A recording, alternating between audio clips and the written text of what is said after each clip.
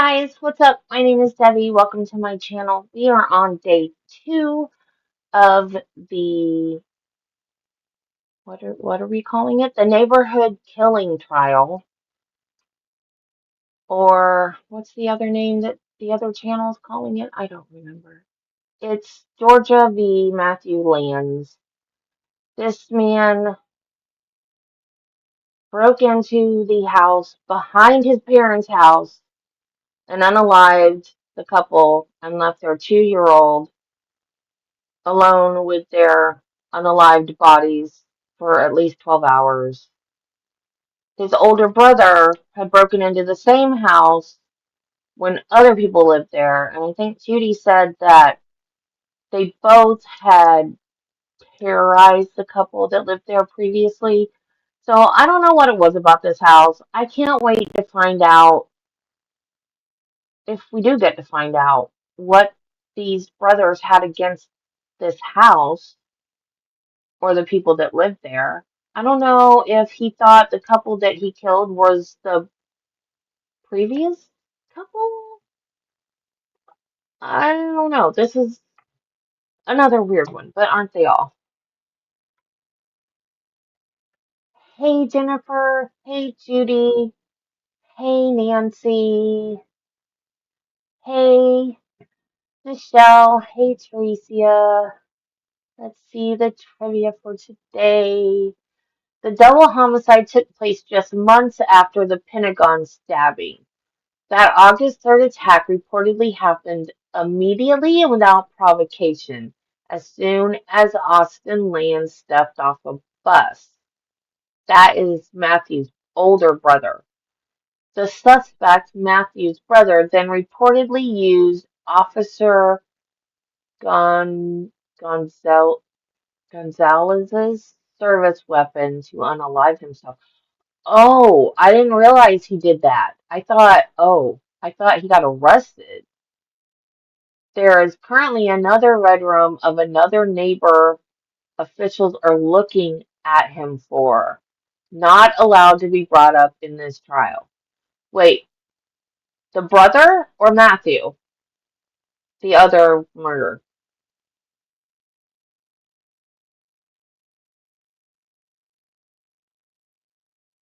Yeah, yeah. Hey, Carla. Oh no, that wasn't random at all. They're looking at Matthew for another. Whoa. Are there no motives? Do these boys just like the crazy?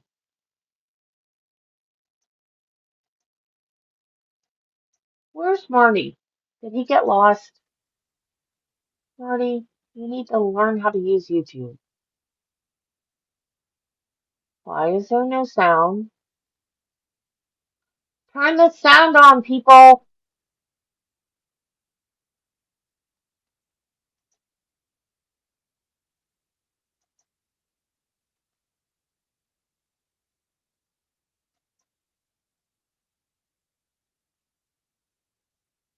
Do you guys have sound? Did my earbuds go dead? Can you still hear me? If you can still hear me, then I guess it's the court. Because if my earbuds were dead, you wouldn't be able to hear me.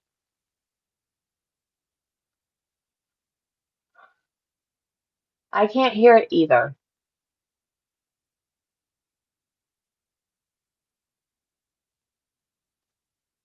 Yeah, I don't hear them either. So it's the court. You guys gonna turn the sound on anytime soon?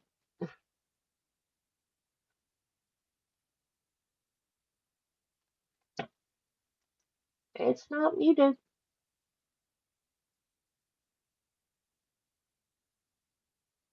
Oh, her name's Sanja. I thought it was Sonia. Sanja in Brown. Can we please turn the sound on? I'd like to hear what you're saying.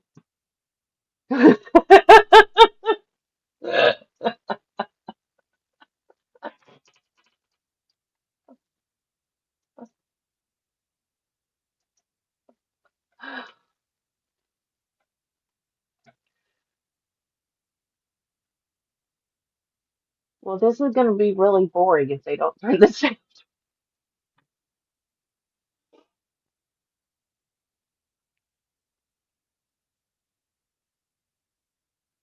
They'll figure it out eventually. At least I hope so. I think this is the only channel doing this one, too.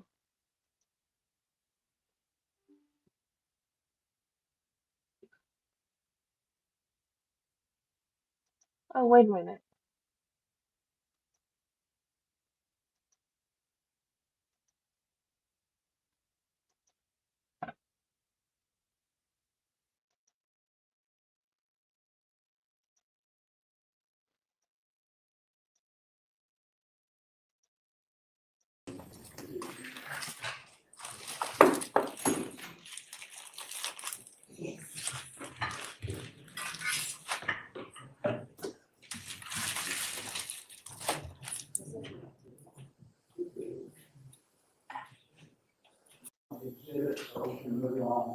Thank you. That's right, nothing to say. Thank you. Wait. Thank you, I appreciate it. Okay, State, you may there call we the next go. witness. State calls Sergeant Stephen Sinatra.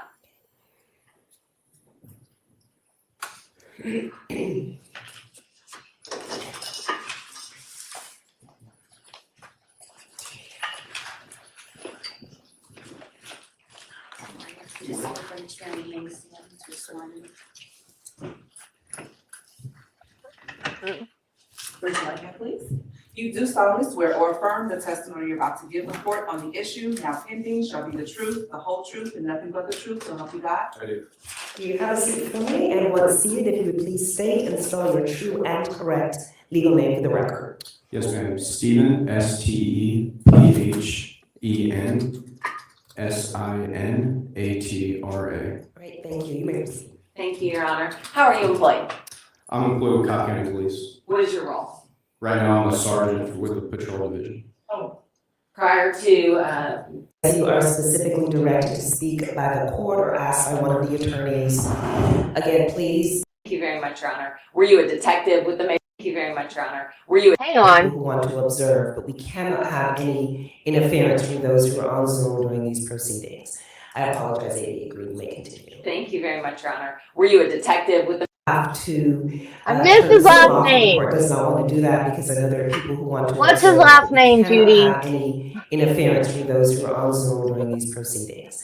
I apologize, AD, agree, you may His continue. last Thank you very name. much, Your Honor. Were you a detective with the Major Crimes Division? I was. And Oh, were you well. involved in this investigation involving the murders of Timothy and Amber Hicks? Yes. Did you respond to the scene on November 18th of 2021? Yes. And was your supervising sergeant at that time, Sergeant Mark Gaskey? Yes. Sinatra? Right. During Oh, the course of cool. your time on scene, did you assist with the collection of 3 shell casings? I did. Okay, why is it that you were specifically assisting with the collection of those 3 casings? At the time that I was a detective, I was also the task force officer with ATF, and we were going to send those casings away to retrieve DNA, and so I collected them in a manner that was consistent with collection procedures to be able to obtain DNA. Okay. And was that somewhat different than the normal collection procedures when you're sending something off to GBI? Yes. All right, why specifically were y'all using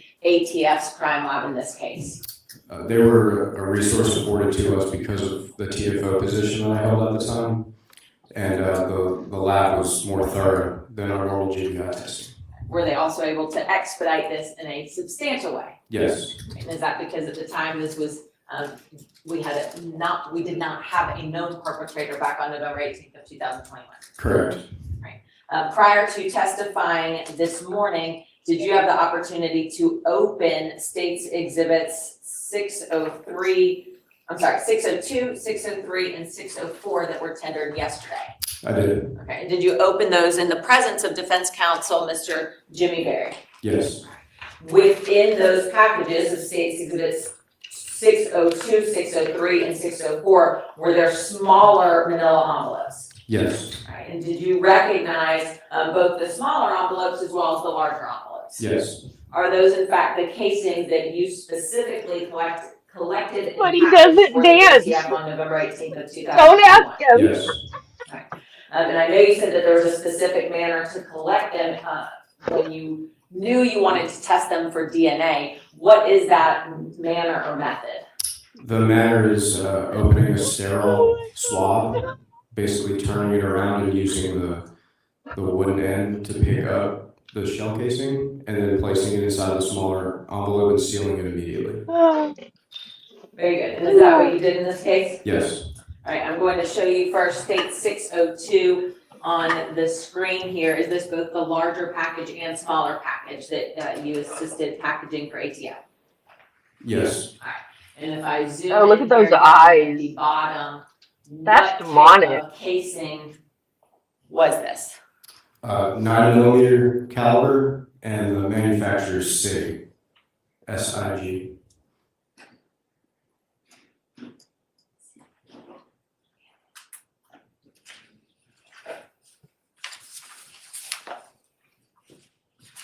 Now looking at state 603 here, on both the larger package and then also zooming into the smaller package here. What type of casing was in 603? 9mm caliber, and same manufacturer as SIG. And here where we have the name Howell, who was Howell? That's Jennifer Howell, the crime scene technician at the time. Was she working under the direction of Sergeant Mark Gasky? Yes. Finally, looking at 604 here, and then zooming into the smaller manila envelope. What type of casing was the third casing collected from 5059 Verbena? Caliber 9mm manufacturer SIG.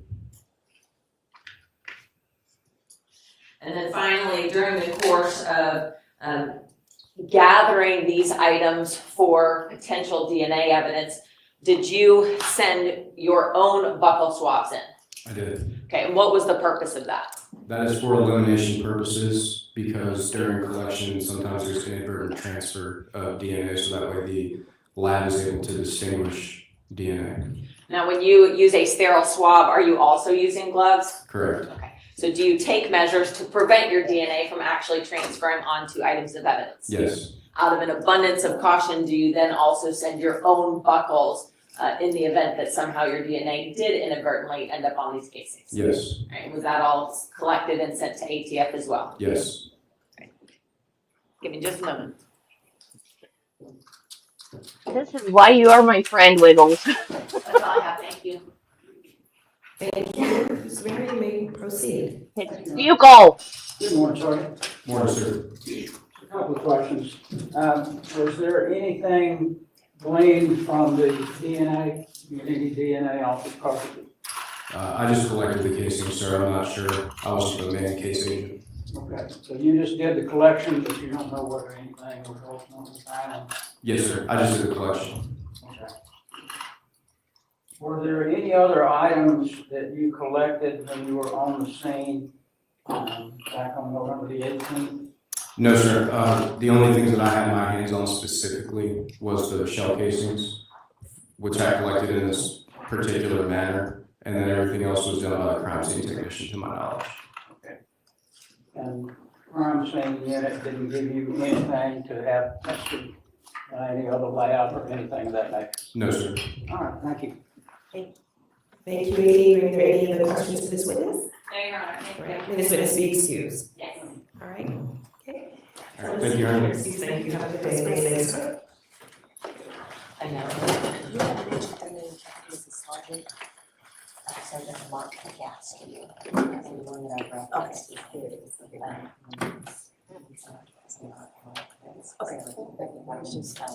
Okay. Thank you. All right, State, let me call your next The witness. state calls Detective Ronson Smith.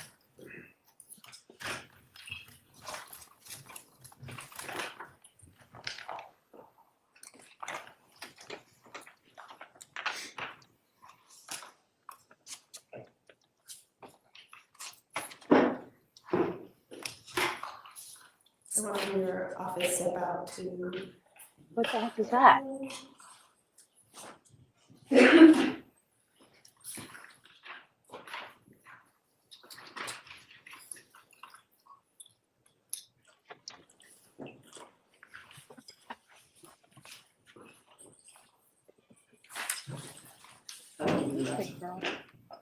Stepped into the restroom. I don't think you realized how short the first witness was.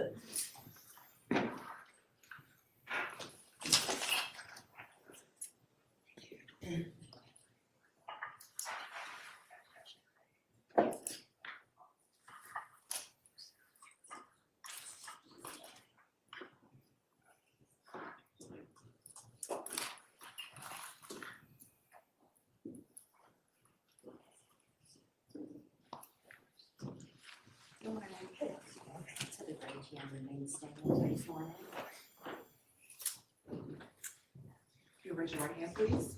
You do solemnly swear or affirm the testimony you're about to give the court on the issue now pending shall be the truth, the whole truth, and nothing but the truth, so help you God. Can you please have a seat for me? And once seated, if you would please state and spell your true and correct legal name for the record. It's Ronson Smith, and it's spelled R-O-N-S-O-N, and the last name is Smith, common spelling S-M-I-T-H. Thank you. You may proceed. Thank you, Your Honor. Detective, how are you employed? Currently employed with the Cobb County Police Department as a reserve police officer.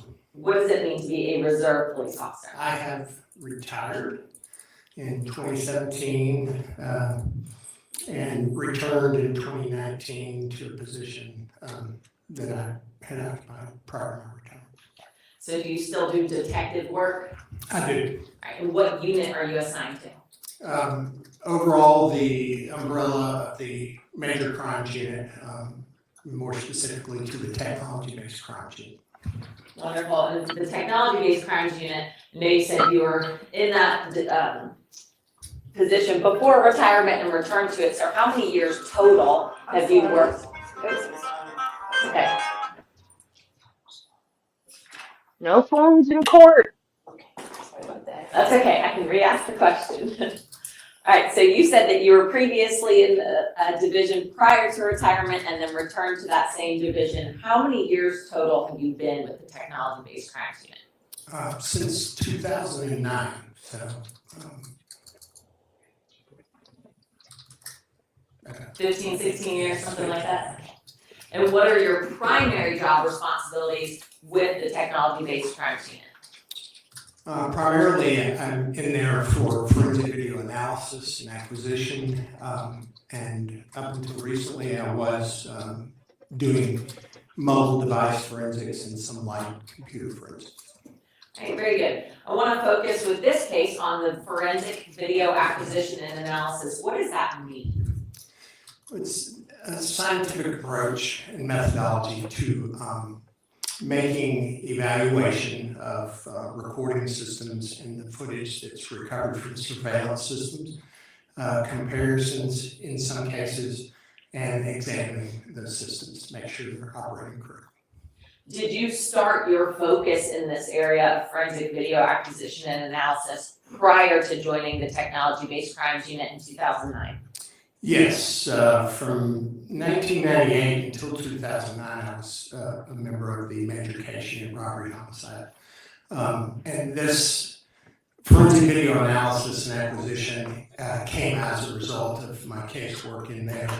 In 2002, I introduced to the Cobb County Police Department an idea that we could do better with surveillance video that we were receiving. And at that time, I promoted the idea of purchasing a nonlinear video editing suite of tools and hardware.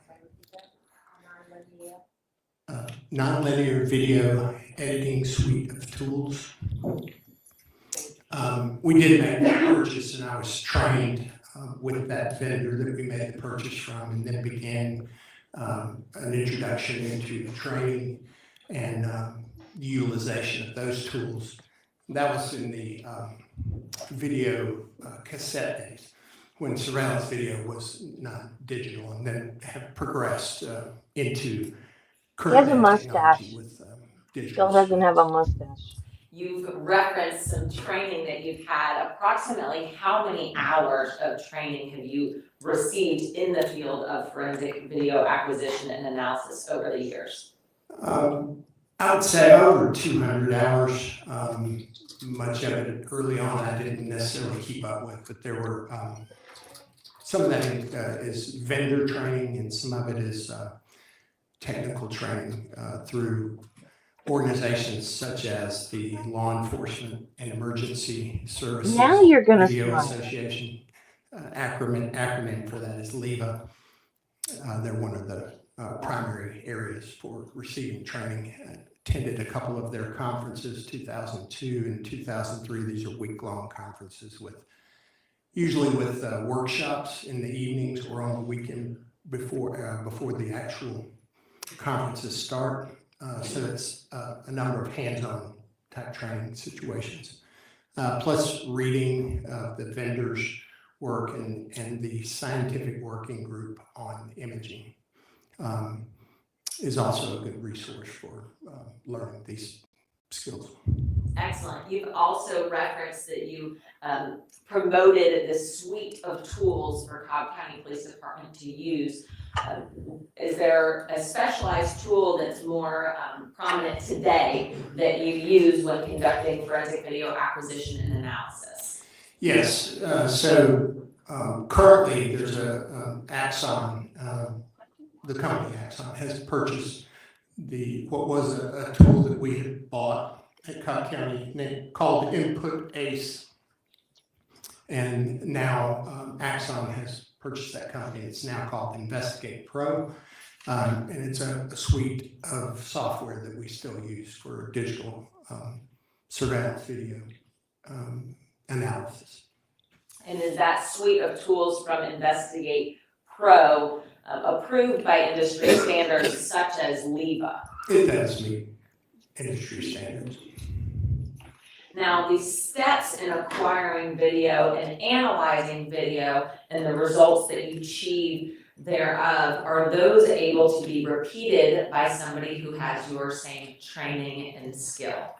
Yes, it's one of the goals when I approach a case is that any work product as a result of my analysis, that work product could be repeated by someone with my same skill set, the same software or hardware. How many hours of your time currently is spent with forensic video acquisition and analysis? Pretty much 100% of my time. I don't work full time. It is a part-time job, but basically 29 hours a week. And have you spent roughly 29 or more hours a week on this focus since about 2009? Well, from 2009 until my retirement, it was split between mobile device forensics and forensic video analysis, and that was full time. Since I've been back, so only when my time is more limited. Sure. How many cases have you handled that have involved forensic video acquisition and analysis, approximately? Well, into the hundreds. I've calculated at one point some years ago about 125 cases a year when I was full time. I don't necessarily log each one, but as a primary function, it's hundreds. How many hours of video have you acquired and analyzed over the course of your career? Well, each one of those cases, and in many circumstances, the casework may involve a single system, but that's fairly unusual. It usually leads to the need for pulling video from other sources. And so many cases may contain, 5, 10, 20 locations where you've pulled video from, whether it's pertinent or not to the case, but it's thousands of hours. Have you ever been tendered as an expert in video acquisition and analysis? I have. Okay, how many times? Dozens. And does that include here in Cobb County? It does, primarily for Cobb County. Judge, we have no problem tendering him as an expert in surveillance training. Wonderful. We'll go ahead and tender him as an expert in forensic video acquisition and analysis. Right, and so Detective Smith will be treated as an expert in the forensic video analysis and acquisition. Thank you, Your Honor. Now, as part of were you involved in this investigation of the murders of Justin and Amber Hicks? I was. What was your primary function in this investigation? It is normally the case where I will learn of these types of incidents normally the day after, and I'll be briefed on circumstances or needs that where they believe that I may be able to fulfill the role. In this case, it was the role of determining if there were surveillance video that could play a role in determining potentially access and egress from the location of the crime, and for any vehicles or persons that might be seen in the area. In this particular case, did you, along with other detectives, conduct a canvass of the residential neighborhood? Canvass was conducted, yes, and I did participate in that. And as a result, were surveillance videos or surveillance video footage recovered from a number of residences? Yes, video was recovered from several locations. Your Honor, at this time, per the stipulation, the state is going to tender State's Exhibit 462. In stipulation number 5, it reads that State's Exhibit 462 is a true and accurate copy of the surveillance video footage recovered from 581 Delphinium Boulevard, Ackworth, Georgia 30102. The state is also going to move to tender State's 463. Per stipulation number 6, it reads State's Exhibit 463 is a true and accurate copy of the surveillance video footage recovered from 5064 Verbena Drive, Ackworth, Georgia 30102. The state is also moving to tender State's Exhibit 464. Per stipulation 7, State's Exhibit 464 is a true and accurate copy of the surveillance video footage recovered from 5050 Verbena Drive, Ackworth, Georgia 30102. So we're moving on States 462, 463, and 464. Defense? That's correct, Judge. We've had an opportunity to use those, and that's per stipulation. Great, thank you. State's Exhibits 462, 463, and 464 as stipulated in paragraphs 5, 6, and 7 are admitted. Thank you very much, Your Honor. Now, Detective, did you recognize the addresses I just named? I did. All right, and have you personally gone through and analyzed the surveillance footage recovered from those 3 locations? I have, yes. In doing so, did you create smaller clips of pertinent timeframes? Yes, I did. All right, and prior to testifying, did you have the opportunity to look at State's Exhibit 465 called Concatenated Surveillance Video? Yes, I did. And did you recognize all of these smaller clips contained within that folder on the state's master drive? Yes. Are all of those video clips, did all of those originate from State's Exhibit 462, 463, and 464, the complete surveillance videos from those 3 addresses? Yes. At this time, State moves to tender State's 465 into evidence. And for the record, within State's 465, they are labeled A through O. Okay. State's Exhibit 465 as labeled A through O are admitted. Thank you, Your Honor. Next, Detective, I'd like to show you State's Exhibit 475 through 478. I know you looked at these prior to testifying, but they were not numbered at the time, so I'll give you another opportunity.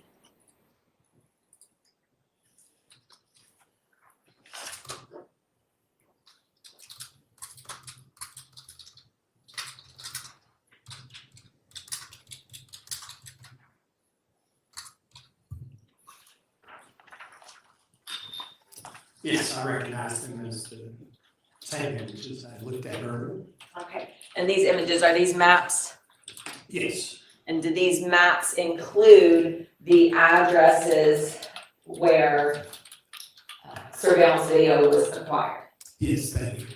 And then are those fair and accurate maps showing this general neighborhood and area in addition to the addresses in which you acquired data. Yes. State moves to tender states 475 through 478.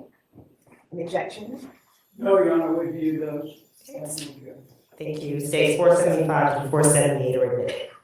And may I publish these, Your Honor? Yes. All right, so we are going to start with States Exhibit 475 here. You have your little TV in front of you as well, Detective. So in States 475, what are the two addresses that are identified on this map? 5059 Verbena Drive and 600 Delphinium Boulevard. And the 5059 Verbena address, whose residence was that? The Hicks residence at the time. And then the 600 Delphinium, what was the significance of that address? It's the Lanz residence. And despite the Lanz residence having a Delphinium Boulevard address, what street did their driveway come off of? On Verbena Drive. And then the Hicks's residence, where is their driveway located? On Verbena. And so is that where I'm indicating the two driveways on Verbena? Yes, that's correct. Now, since we are going to see some footage kind of further up the street, I want to look at States 476 here.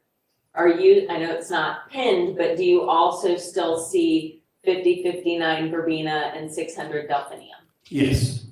If you travel north up Verbena, were there any other addresses of interest where we will be seeing surveillance video? I believe 5064 Okay. Verbena Drive is visible in that, just out of the curve. Right here. I believe so. Okay. And so it's on the opposite side of the street as our two primary residences. It is. And then kind of to really get our bearings here, looking at States 477 here, what is the major roadway that these neighborhoods are, or this neighborhood is off of? Bells Ferry Road. Now, from Bells Ferry Road, can you take Larkspur to get onto Verbena and make it down to the two addresses of interest? Yes, you could. And then is there also a way to access these addresses from Delphinium Boulevard? Yes, Delphinium runs directly off of Bells Ferry. And are those the two primary entry and exit points for Bells Ferry from this Yes. neighborhood? And then finally, jumping ahead a little, we will be looking at video from 581 Delphinium.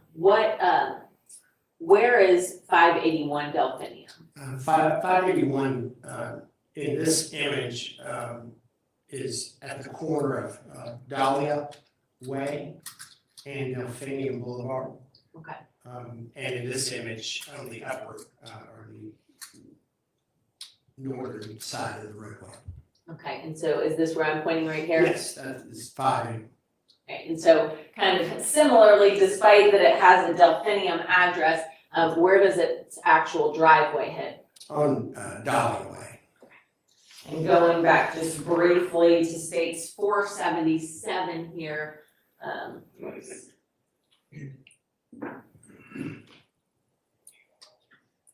see where.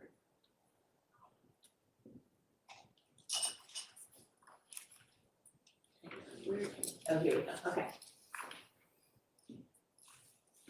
Although it's not marked, is this tiny little cul-de-sac?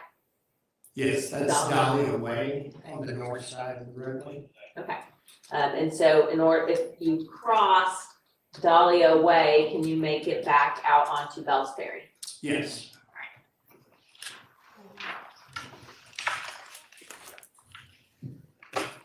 Now that we have our bearings a little bit here, oh, and you know, I should go back briefly. We look at States Exhibit 475.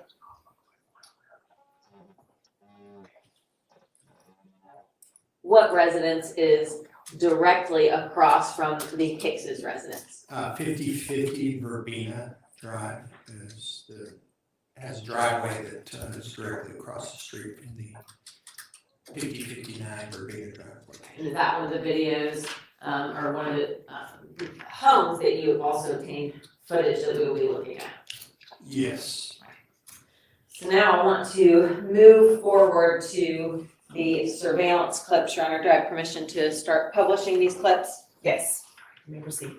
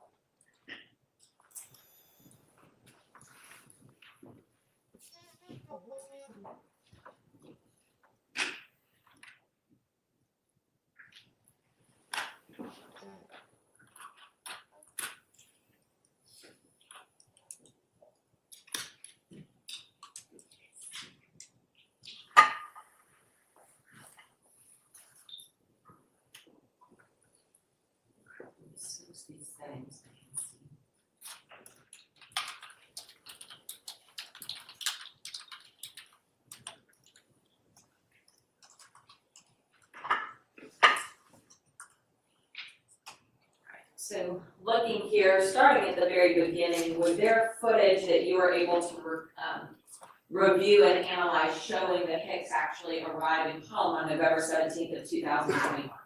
Yes, my initial video analysis was conducted on the video from 5050 Verbena.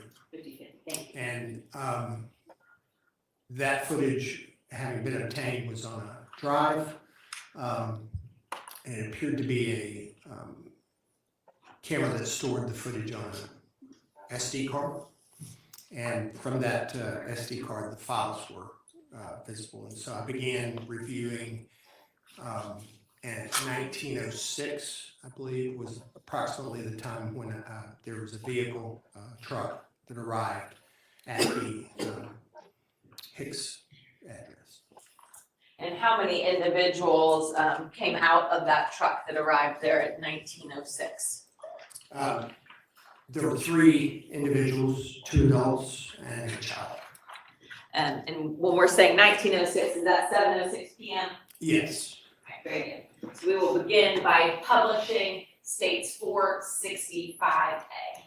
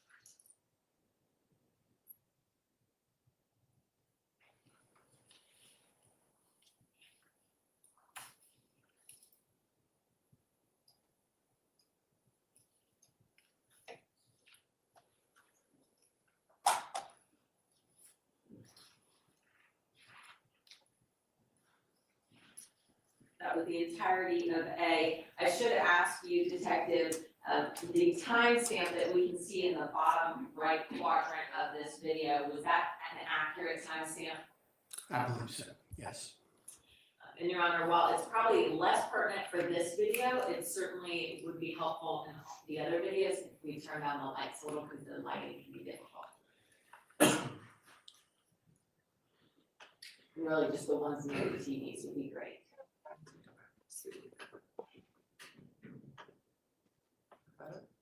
Keep going. There we go. All right.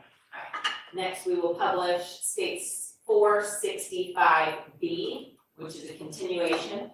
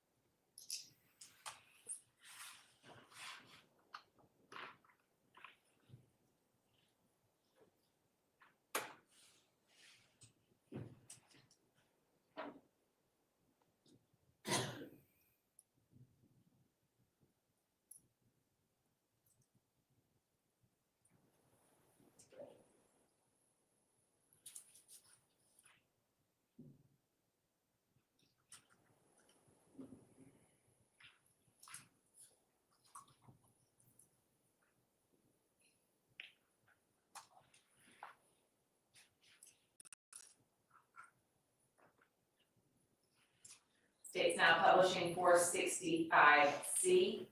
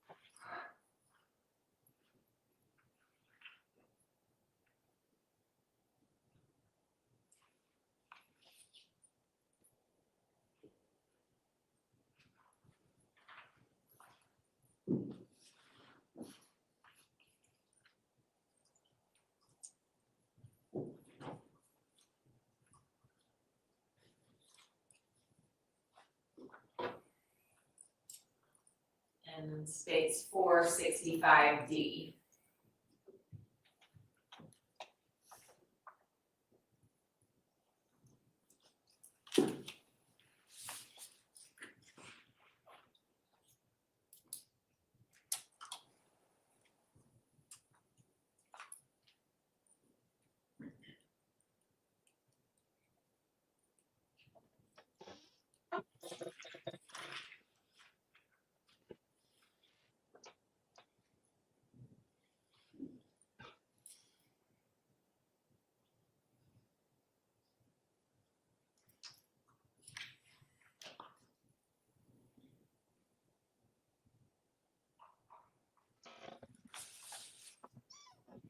So stop states 465D at 45 seconds, the timestamp on the video being 19:019:47.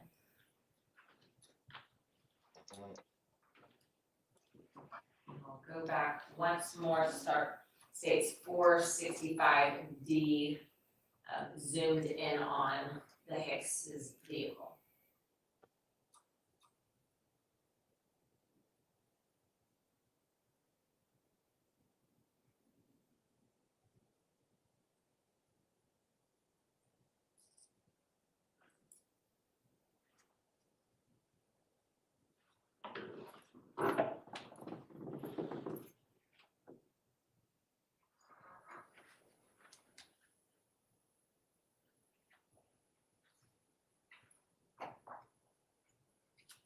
And I'll stop that at 32 seconds, the timestamp on the video being 19:019:34.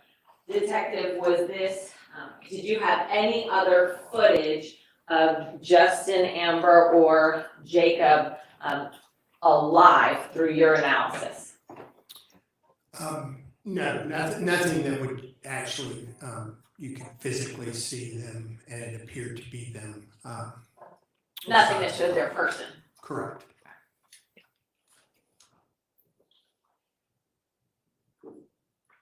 From there, what was the next time that you saw relevant video surveillance? What time frame?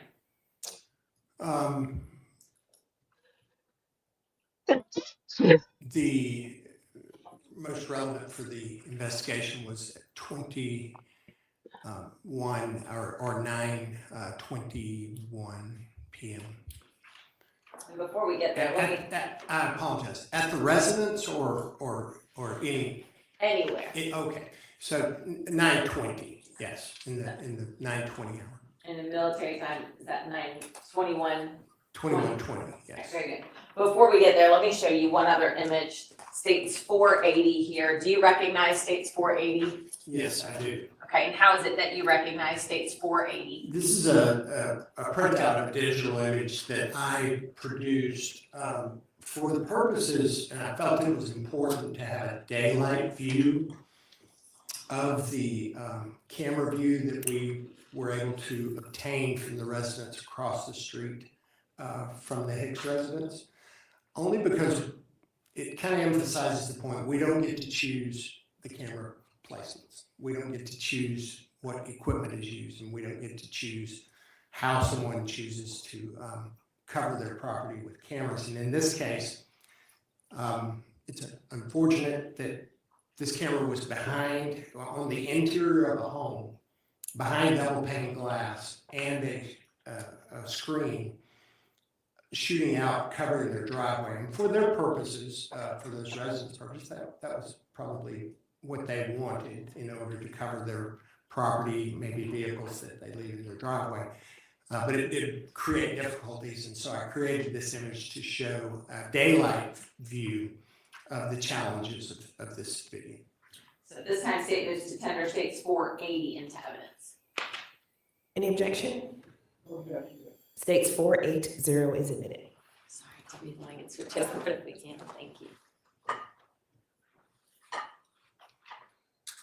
So just so that we see before getting too much further here, States 480, is that the video footage or the camera angle that we just observed in States 465A through D? It is, and this obviously is a daytime view with probably the best lighting, early morning light, depicting the actual, another indication was to show some of these, what was in the background, some of the landscape, some of the shrubbery, some of the trees, because in the nighttime images, they are very, very difficult to depict or to pick out of the images. And so this kind of speckling or pattern that we see overlaid on this image, is that from the screen that you described? It is from an actual screen mounted on the outside of a double pane window, and this camera is actually somewhat kind of pressed up against the interior glass. What this doesn't depict is that at night, when there's ambient light from inside the house, actually on the extreme outsides of this image at night, there are additional challenges because of ambient light from inside the home, reflecting back against the glass captured by the recording. And were we able to kind of see some of that in the footage that we observed A through D? We will, yes, we were and we will And be we'll seeing continue to, that, yes. Now, was that as detrimental to A through D showing the Hicks ride home? It was not because of the abundance of light produced by Oh, yay. lights produced, the fact that it's a large vehicle arriving, that lights were automatically turned on. The garage door ambient light is coming out into the driveway, so that creates a much clearer ability to see. Will we see more difficulty as we go through the other footage? We will. All right, now kind of going back briefly No, to your it's expertise not in this food. area, given the thousands of hours that you've Go away. observed surveillance footage systems, do you have a keen eye for things such as movement or objects or persons? Yes. And to be clear for the court, in terms of any persons seen on any of the following surveillance clips that we're going to show, are you able to definitively make any form of person identification? No.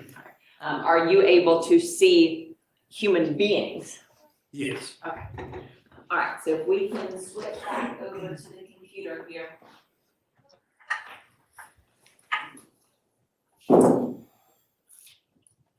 We will continue with States Exhibit 465E. E. Now before, let's see, I'm going to pause it first. At 00 on the video, the timestamp of the video is 21:20 and 20 seconds. Now that timestamp that we see in the upper left corner of the video footage, was that an accurate timestamp? Yes, it was. And this view that we see here, I'm not gonna switch back to the map right this moment, but where was this home located? 5064 Verbena Drive. Was that the residence that if you traveled north on Verbena, you would see it on the, Opposite Right. side of the roadway from the Hicks and Lanz residence, yes. all right, very good. And so on this image where I paused it, we can see a roadway just past this, this residence's driveway. Which roadway is that? That is Verbena Drive. And if you see a vehicle moving on the screen from right to left, what direction would it be headed towards? Towards the intersection of Verbena, on Verbena, towards Delphini, which is a four-way stop. All right, very good. And I think this video is about 1:47 seconds here. What is the purpose of this clip in State's Exhibit 465E? I just wanted to check yes. I was checking the name of the clip to make sure. Yes. But yes, this is a combined clip from both this camera initially here at 5064 Verbena and then at 5050 Verbena. So showing the continuation, not only of the first vehicle we will see, which was How did that typo happen? the Lanz vehicle, and the two following SUVs, which I believe continued on, and the reason for showing 50/50 in combination with this was that the two SUVs continue on Verbena Drive. Okay, so ultimately, how many vehicles are going to drive past the camera at 5064 Verbena? 3. All right, and then how many vehicles do you see past the camera at 5050 Verbena? 2. What is the only intersection between 5064 Verbena and 5059 Verbena that Hicks' residence? Delphini Boulevard. And so would the first vehicle that you see on past 5064 Verbena have to turn into either a residence or onto Delphinium to miss the 5050 camera? Yes. All right, so if we can now go ahead and publish State's Exhibit 465E.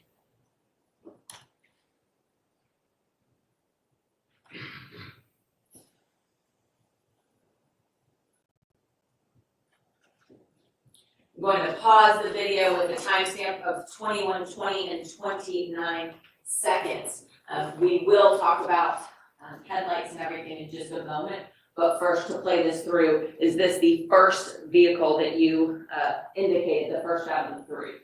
Yes, this is a dark sedan, yes. Okay, we'll talk about that in a minute, but just play it through.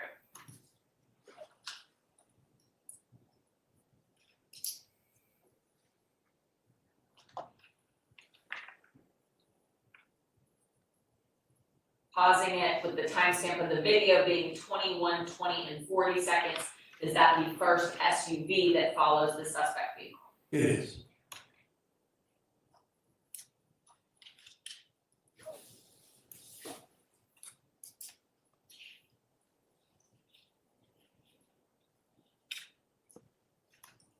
Pause it again here with the timestamp of the video being 21:20 and 52 seconds. Is this the second SUV following the suspect vehicle? It is.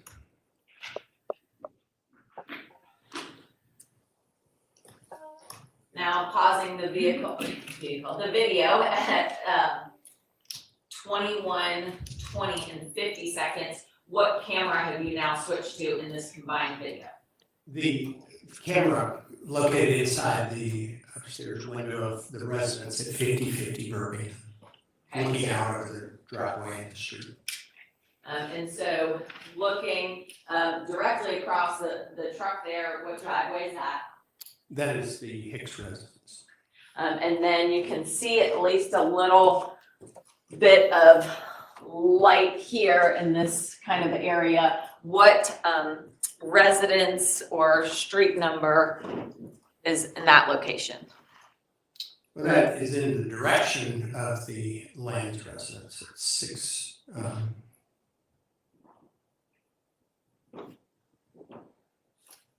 Look at with the address that's off of Delphinium, however, the driveway is located on Verbena.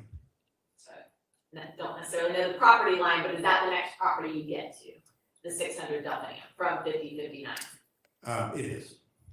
So we'll continue to play this. We'll then circle back to it in a few minutes.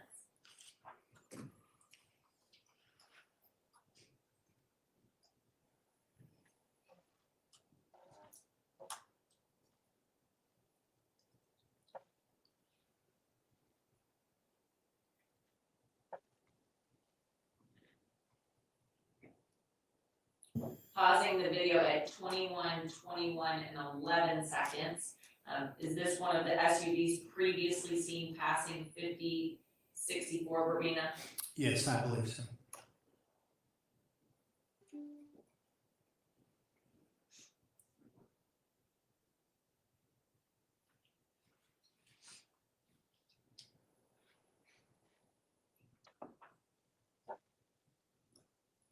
Now pausing the video at 21, 21, and 26 seconds.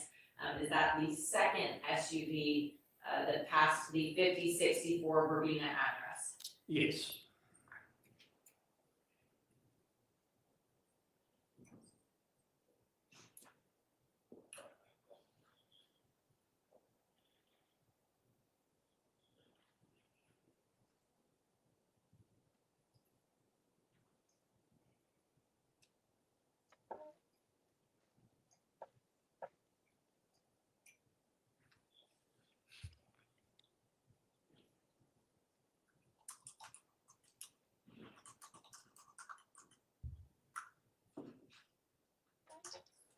And that is the entirety of states 465E. Now, I know I've referenced the first vehicle.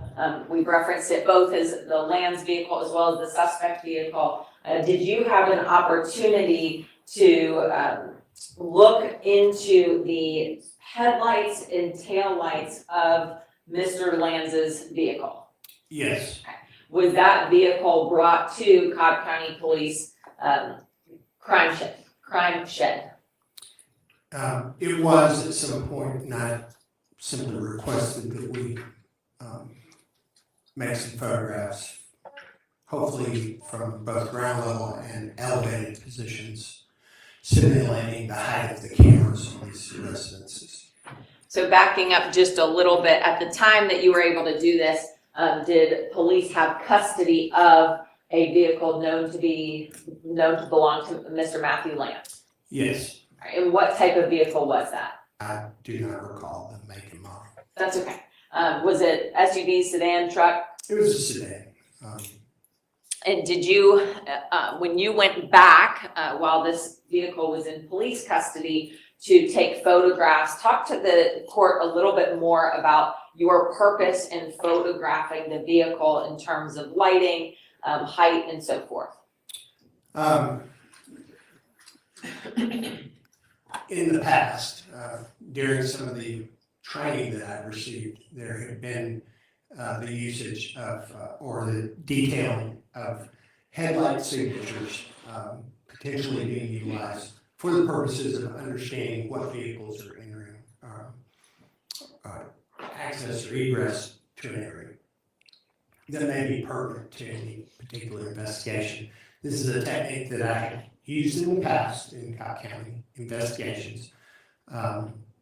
And I felt that it was significant in this case after I noticed in playing back this footage and the footage from 581 Delphinium Boulevard, noticing some differences in the headlight pattern that was cast upon the ground by the headlamps. This is something that occurs particularly with older vehicles because over time we all know that we'll potentially have a headlamp go out. And when that's replaced, it may not be replaced with an exact matching headlight from the other side of the vehicle. It may be a different strength. There may be things that have occurred to the vehicle's body, frame, even slight bumping into a curb or into some fixed object may change or alter the position of a headlamp as it shines onto the ground. In this case, I'd seen something that I felt like I wanted to see if it was recreated when we had the physical vehicle in the custody of the police. And I requested that they seek a warrant for the purposes of bringing that vehicle into a darkened area on our police campus at the time.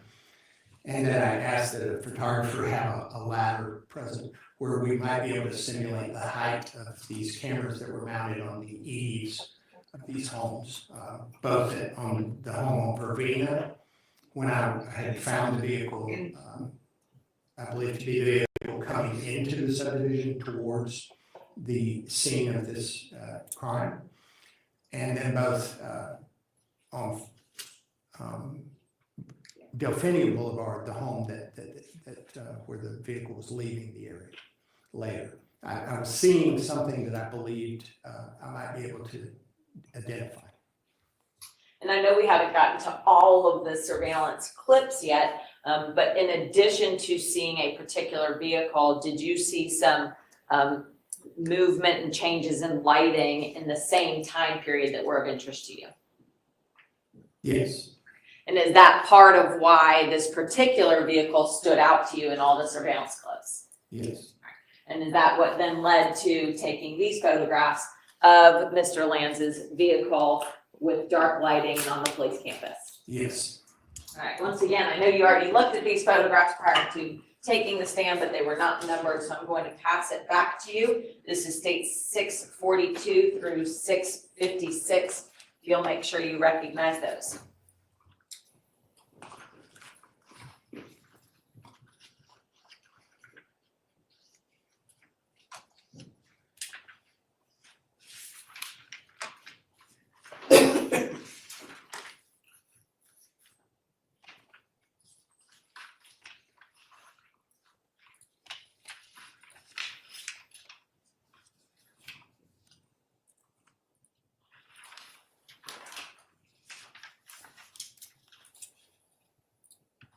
Yes, I recognize states 642 through 656.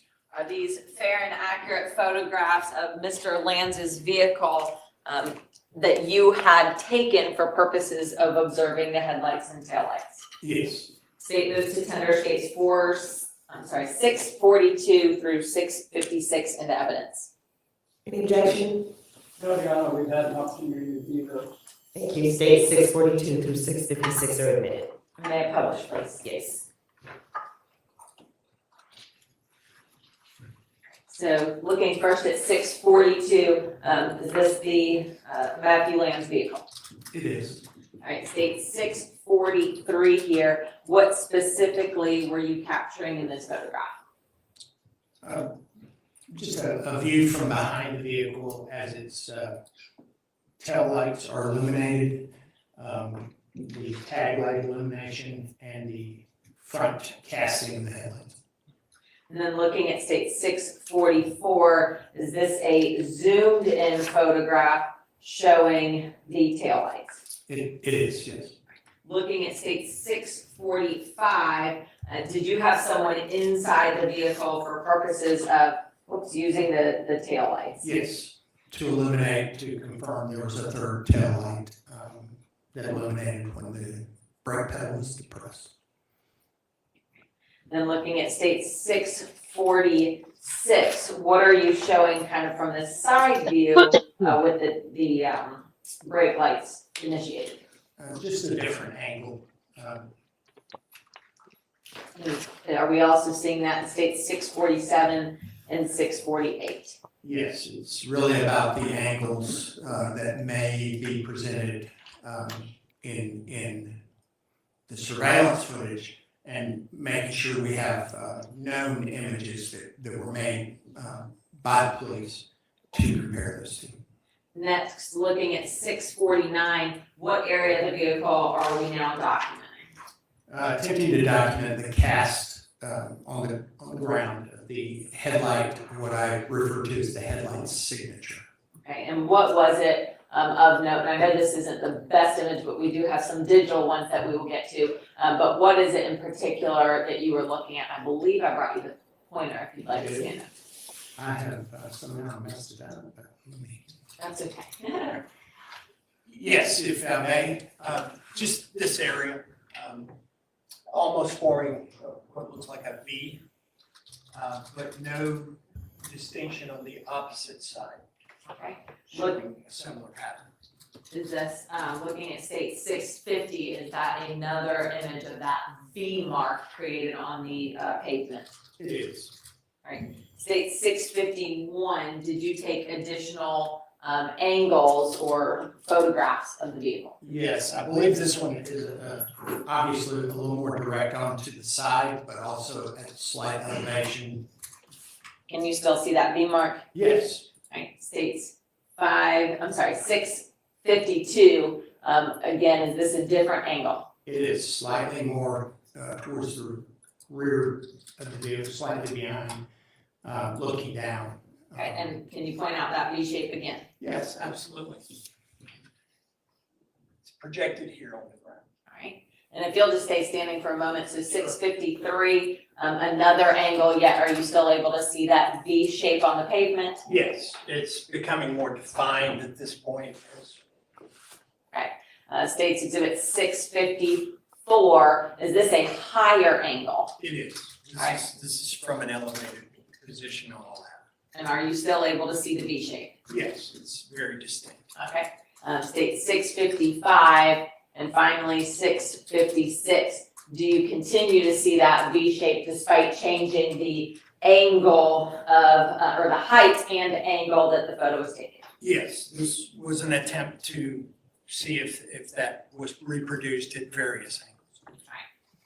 Now, in order to fully conduct this comparison, did you also take still shots of the suspect vehicle from the surveillance footage? Yes. Okay. And prior to testifying, did you look at a folder on the master drive labeled screenshots of suspect vehicle headlights from surveillance video? Yes. And were the images, I believe it was the 10 images contained therein, fair and accurate screenshots that you personally took of the suspect vehicle from the various camera angles? Yes. At this time, state moves to tender states exhibit.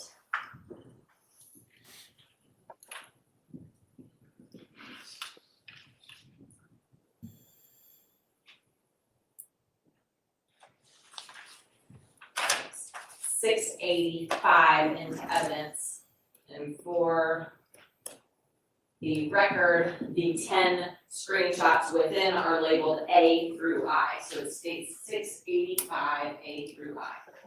Any objection?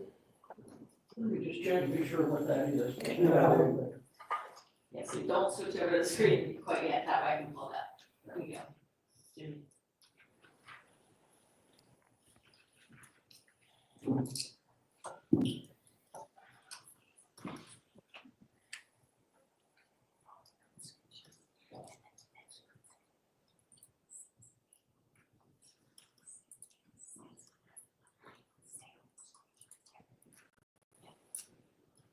No objection, Judge. Those are some that I saw earlier. I just wanted to be sure that they were the same. Thank you. States Exhibit 685, labeled with N685A through I is admitted. All right, may I publish those images? Yes. And are these images kind of easier to see digitally as opposed to printed, Detective? Well, I believe so, yes. So first publishing States Exhibit 685A. Which vehicle is this screenshot of? This is the Lanz vehicle. And so all the 10 images that are contained in this folder, is this all the Lanz vehicle? Yes. And so here, which camera angle are we looking at? This is the 5064 Verbena driveway camera covering this residence's driveway. And the timestamp of this screenshot, if you will, please. 21, 20, and 29 seconds. In this screenshot labeled A, are you able to see that V shape on the pavement? Yes, Can you please point that out for the board? certainly. It's just here on the pavement, just in front of the, primarily the left side headlight. So the driver's side headlight. Yes, Now looking at states 685B, is this the same Lanz vehicle? it is. Alright, and so the timestamp, is it actually the same exact timestamp as A? Yeah, it's just a frame further. And in this further frame here in states 685B, can you point out that V shape on the page? Certainly. It's occurring here. Next, looking at, whoops, my apologies. 685C, what have you done to take the screenshot in 685C? Cropped out some of the side information for the purposes of potentially putting this into a presentation. And are we gonna get to that as well? Yes, Okay, very good, and so you still see that same V shape? yes, Alright, if you'll point it out, please. certainly. Just on the left side headlamp on the ground, cast on the ground. Okay. Looking at states 685D, what is it that you are capturing from this screenshot that also has the timestamp of 21/20/29? The same thing. These are a series of images that I was utilizing for the purposes of potential use in presentation, determining for my purposes which one I felt most comfortable. Okay, are we also seeing the same in states 685E? Yes, a little less prominent in that angle. Now looking at 685F, what, and I know we haven't gotten this far in terms of the actual videos, but what surveillance system are we now looking at? 581 Delphinium Boulevard, the residence that their driveway sits off of Dahlia Way.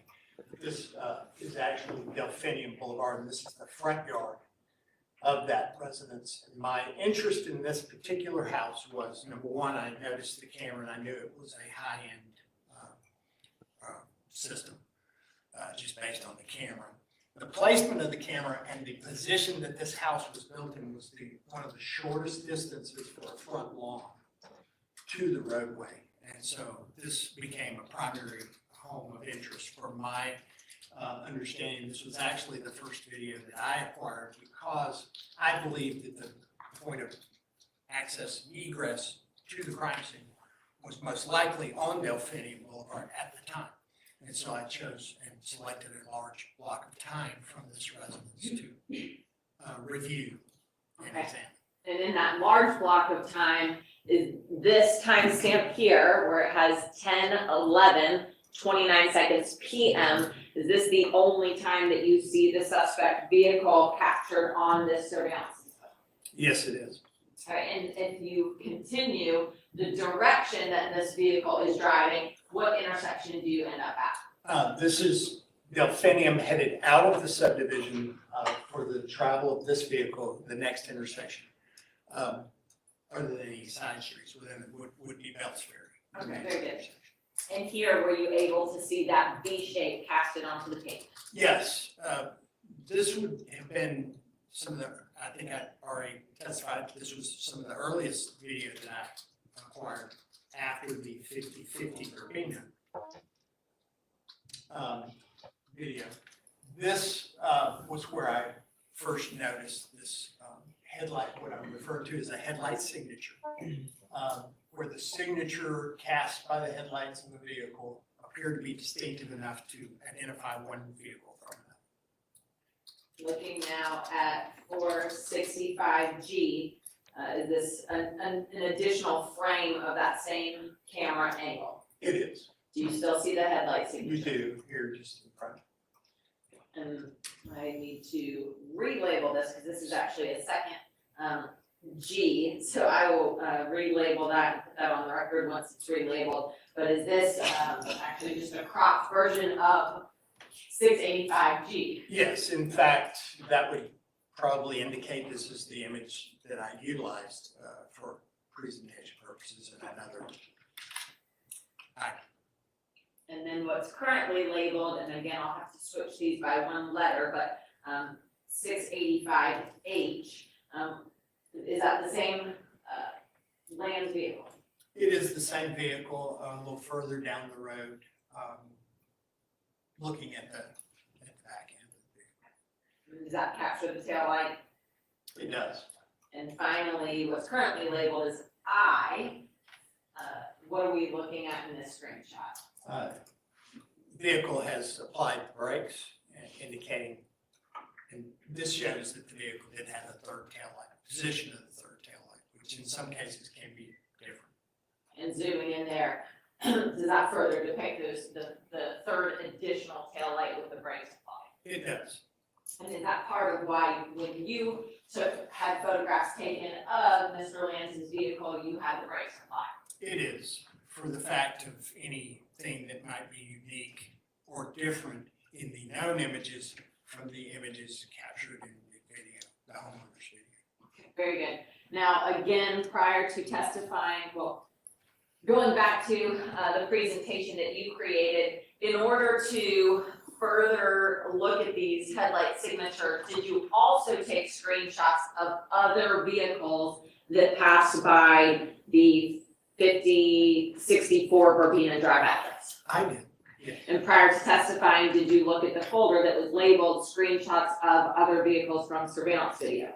I did. And were there 4 images contained within that folder? I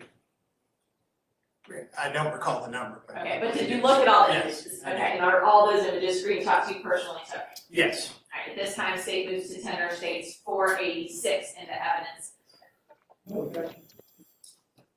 I'm sorry, 686. I apologize, numbers are not great. That's the 686. Right, 686 is admitted. Thank you, Your Honor, may I publish this? Yes.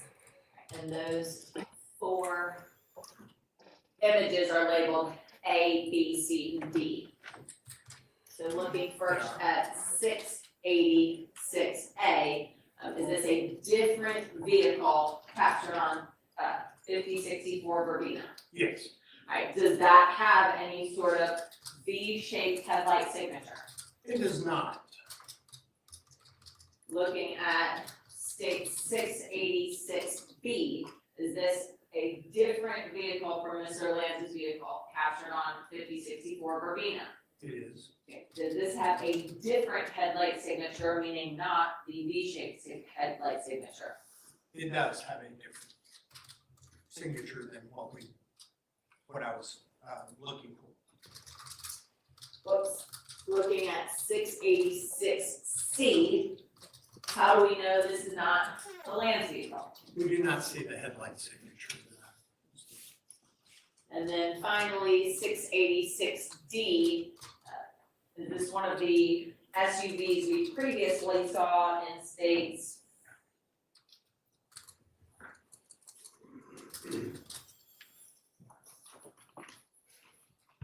$465D.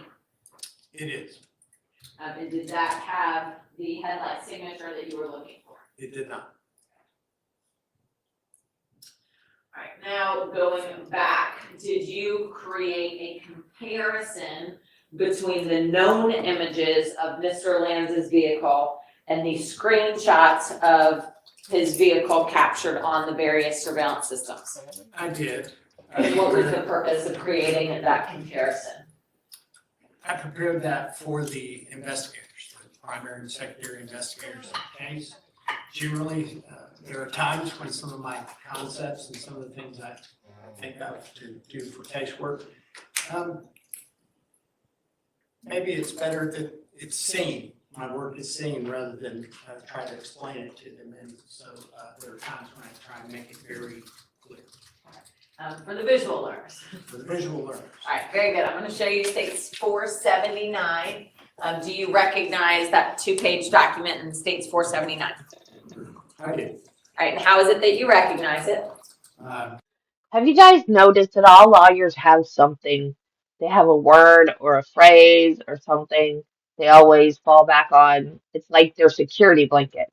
Hers is very good. She keeps saying very good. It's a document that I produced as a PDF file for the investigators and for their case file. Very good. State moves to tender states 479 in the evidence. Any objection?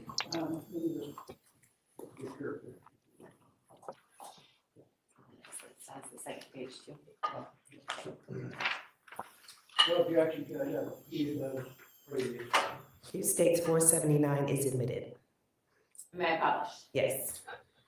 So looking at this first page here, have we previously seen these 3 screenshots?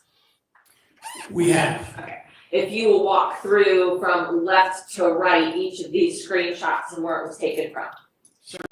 From left to right, the left image is a known image made under search warrant at the Cobb County Police Headquarters at the time, 140 North Mary Parkway, in a dark portion back in a area where there are buildings on either side. It creates a kind of a dark pocket to capture what I believe was the headlight signature that I could identify in surveillance video. The next image was the arrival of a vehicle with, I believe, a matching headlight signature at on November 17th, 2021, approximately 21:20 hours. And this is captured, the middle image is captured from the 5064 Verbena Drive residential surveillance system. The final third image is from later on November the 17th, 2021 at 10:11 or 22:11 and 29 seconds from the residence at 581 Delphinium Boulevard. And so looking at page 2 of states 479 here, Or would it be fair to say, or what if any, what is it that you were able to determine in comparing these 3? or you would agree with me? A matching I hate headlight that one. signature for each of the residential videos that were acquired from the scene, and the known image, matching the known image made under search warrant by the Cobb County Yeah. Police with the vehicle in custody. The known Would it be vehicle fair to say? the Lanz vehicle. And then thereby showing that access into the area, or ingress into the area toward the crime scene and egress from the crime scene post-incident, and thereby narrowing a time frame for this incident. So going back to states 465 now, I want to play states exhibit E again. Now, in addition to observing the headlight signature that you just walked us through, what else was of interest to you once the camera view switched to 50/50 Verbena? Do you want me to ask another question? I'm going to need you to repeat the question All right. because somehow I got lost. That's okay. On this clip here, so we're Yes. gonna start on E. The first camera from 5064 Verbena, do you see the headlight signature? Yes. Okay. Once the camera, that you've combined, once it switches to the 5050 Verbena Drive address, do you see that headlight signature? I apologize, I did not follow it. You do not. Okay. And that was one of the purposes of producing that clip, that work product. Now, do you see any other lighting that was significant to you once you're at the 5050 Verbena Drive camera?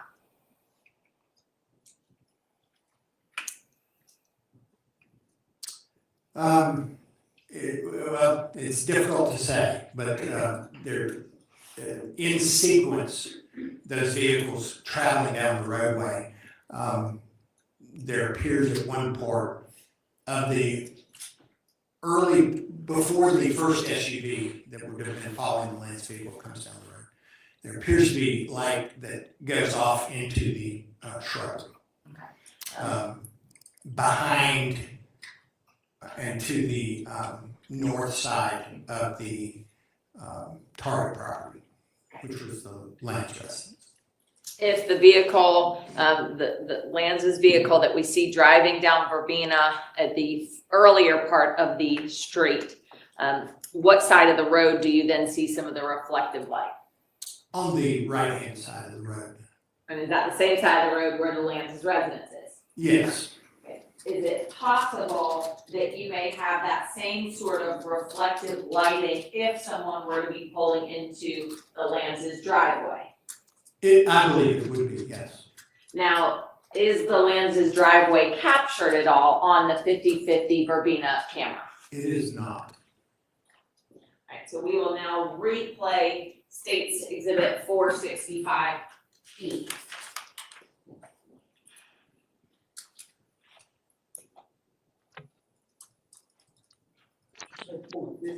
Or 60.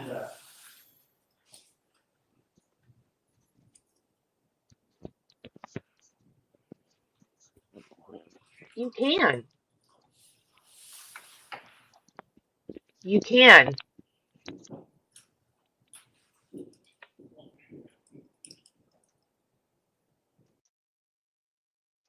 You can. I don't know if you still can, but Eileen Warnos, when well, I guess after she got arrested, there was some woman that took to her and felt sorry for her and wanted her to feel loved, and she actually adopted her. I guess their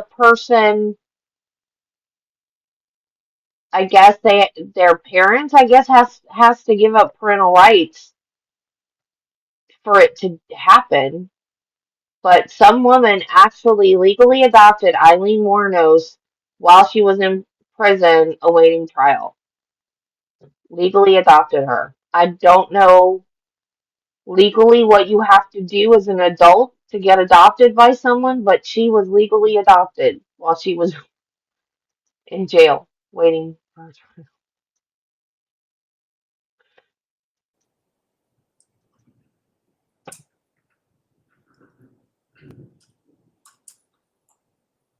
I'm going to pause it here with the timestamp at the bottom of the screen being 21:20 and 49 seconds. We are now at the 50/50 Verbena Drive camera location. If you will stand up, and when you see a little bit of that reflective lighting, indicate that for the court. And I know it's hard with lighting here. We'll go ahead and resume.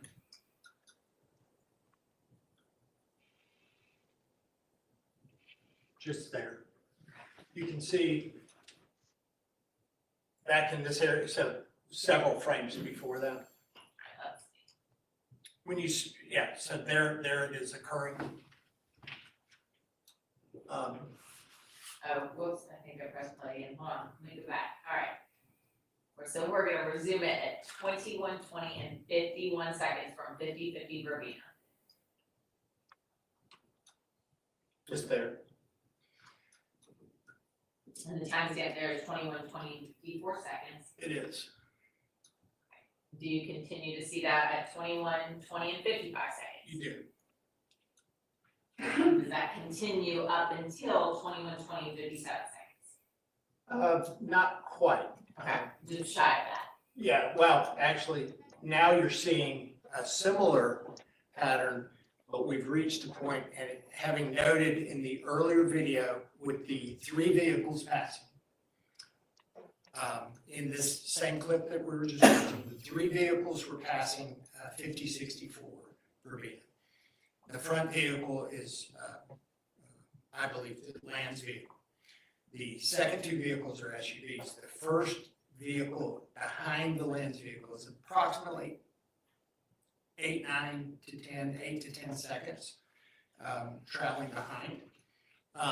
And so when this clip starts, the first part of the clip actually still occurred when this clip starts. So what I'm trying to indicate is that the vehicle's progression, as 8 seconds later from the time we see those lights, approximately, we should see an SUV passing by, if in fact, potentially the Lanz vehicle turned in or pulled off at the driveway of 600 Delphine.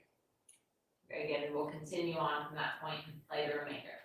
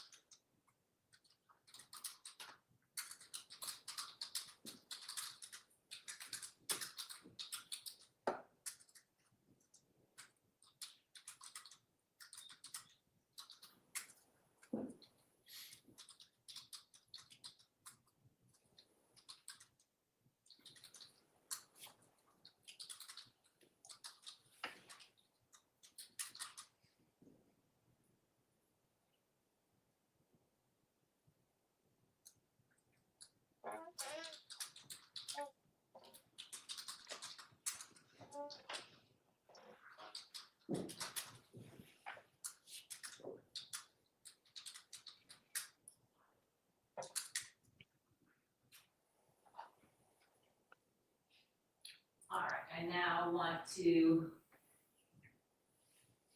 look at state 465G. All right, the timestamp, at least for the very beginning here, what is the timestamp where this video clip starts? So this is 465G. 21:30 and 1 second. And we're gonna jump ahead a little bit to about 21:31 and 30 seconds. But what is it that you were capturing or focusing on during this clip? I believe this is a clip that when I first noticed movement, and I believe a person traveling onto the property, the Hicks property. And do you see any sort of lights or reflections that were important to you later on when we get to some other video clips? Do I see them now? No, not Oh, now. I apologize. That's okay. Do you see some changes in lighting coming from the Hicks residence during this clip? Yes. Okay, we'll go ahead and play it, and we will end up circling back once we get to later video footage. I'm going to, for clip G, we are going to skip to 21, 31, and 29 seconds. And if you will, indicate to the court when you see some of the activity on the screen that was significant to you.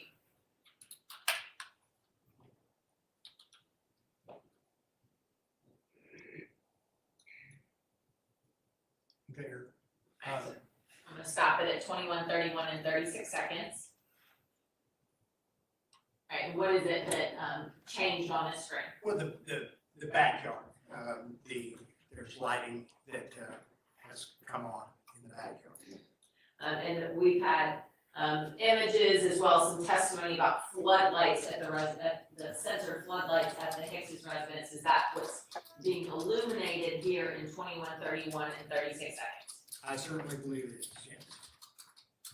Now, do you see any associated movement in the same area? Yes. If you will, as you see that movement, please indicate that for the court as it's difficult to see. Here in this area.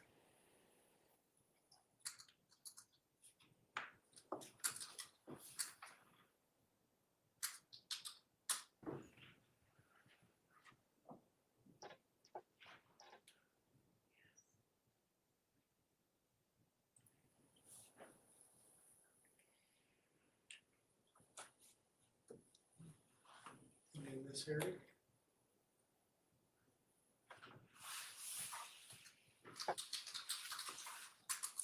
Stopping it at 21, 32, and 9 seconds. Can you point out for the court what's noticed in this frame? In this frame, this is later determined, I determined this to be a Nest camera that was probably utilized by the family simply for live viewing and was not recording at the time. However, I believe this is a signature of the infrared illuminator for that camera, for covering a porch area that's a side entrance off the garage to the residence. And as we get kind of further into these clips, do you do a similar comparison looking at that infrared reader and later clips that we'll be viewing? Yes, I do. So we'll circle back to that in a little bit and continuing this video.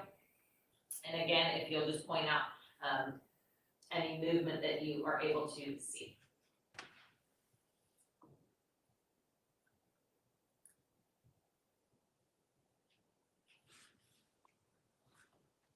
Now here, I'm going to pause it at 21:32 and 28 seconds. Do you see any additional lights come on? Yes.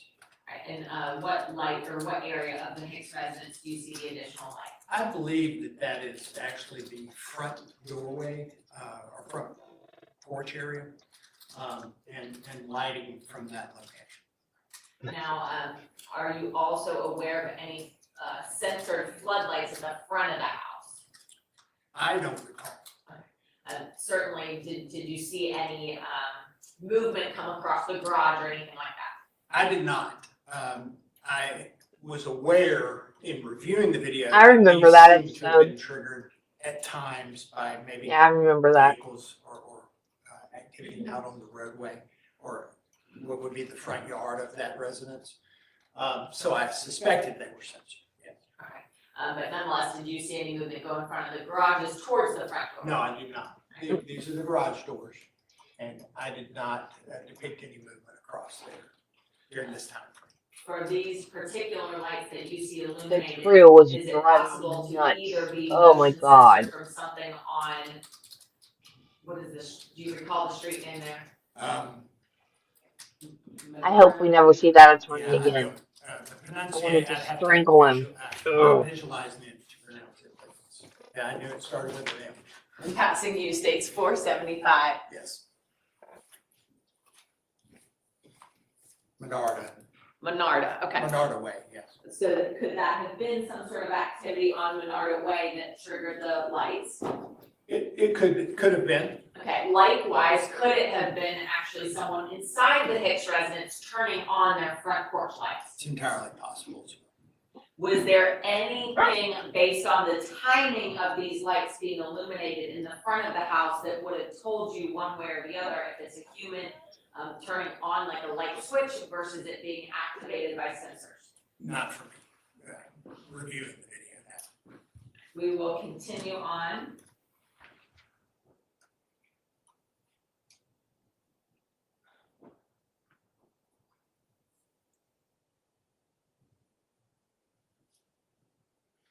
Here. So the And I'm pausing it at 21:32:45. a prior question was at any point when I see Absolutely. movement for me to identify it or stop you. You actually begin to depict some movement back here, and this is actually a person coming out of the. If you'll think back to the daylight images, the shrubbery that was here on the Hicks property, basically coming around the shrubbery from the side of the house, and now entering onto the grass area between the landscape shrubbery and the road. Okay, and then we'll continue on. And then now onto the roadway and away from the residence. Because of what I mentioned earlier, this area here, which is, we're getting some ambient light. You can tell that there's ambient light from the room that's creating this reflection back into the camera lens. The recording is picking this up. And so it becomes more and more difficult to depict that movement moving up and out of the area or vice versa coming into the area. And we'll continue on just for a few seconds here.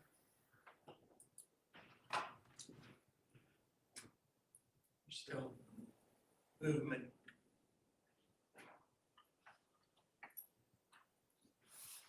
you kind of lose movement at Yeah, I this point. believe that's the extent of what I could see, is back to this area. And so we've stopped it at 21:33 and 13 seconds. I do want to go back momentarily to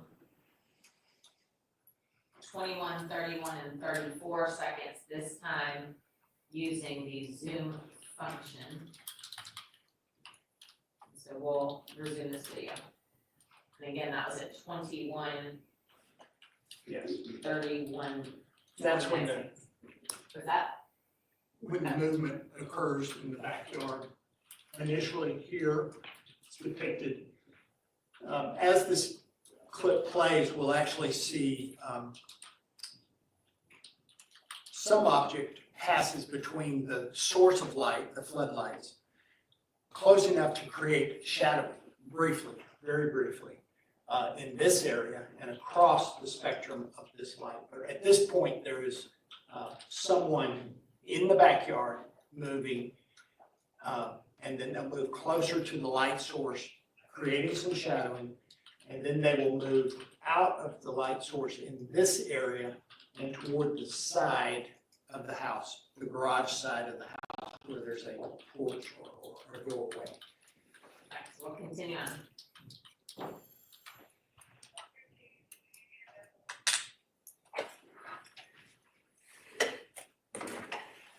There, the shadowing had just occurred, moving closer to the light source, causing a shadow.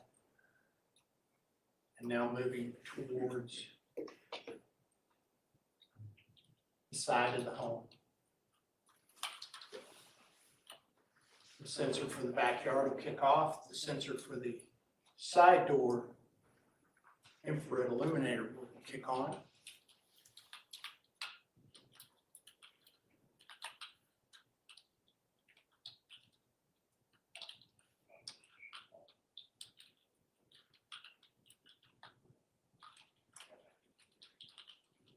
Front lights have initiated, and now we begin to see some movement here on the shrub line, and now we'll see someone, a person, moving out toward, across the grass to the roadway and moving up from the home towards 600 Delphine.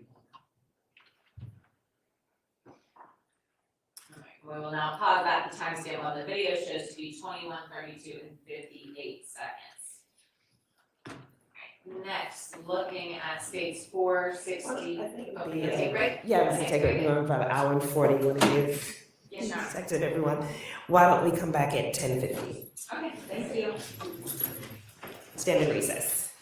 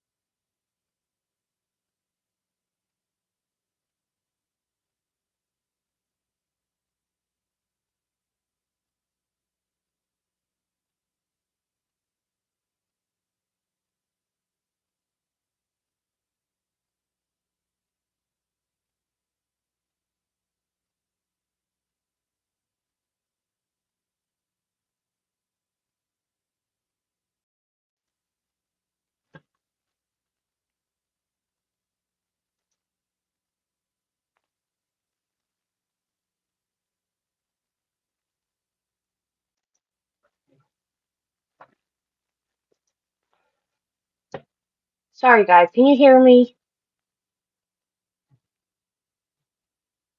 Can you hear me? It said it lost connection to my mic, but I turned the mic off, so that might be why. Okay. Because Spike had to go potty. Oh, I didn't give him a cookie. Hang on.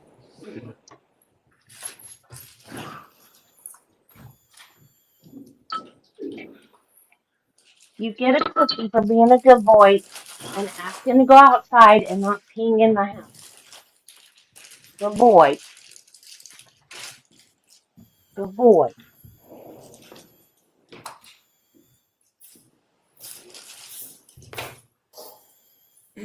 Good boy.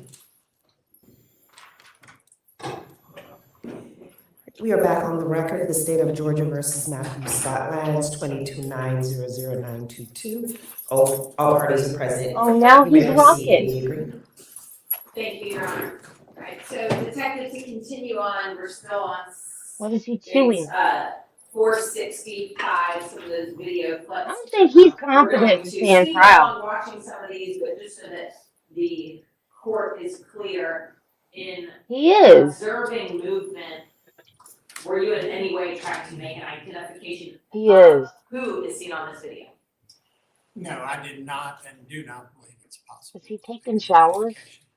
Nonetheless, when looking at it in totality, particularly with the vehicles, was it helpful in developing your timeline?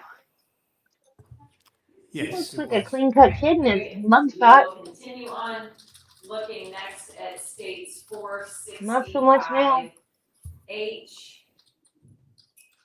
And I will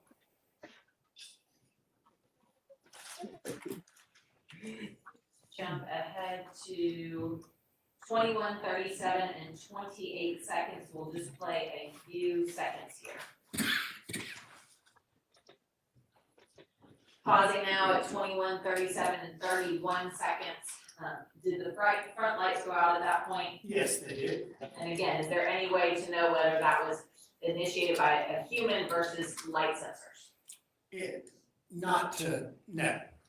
Right, very Not good. from- Moving on to states 465. Oh, that's the Almo. Or computer screen or something. I was like, what the heck is that? And the timestamp we'll start it as 21:43 and 49 seconds.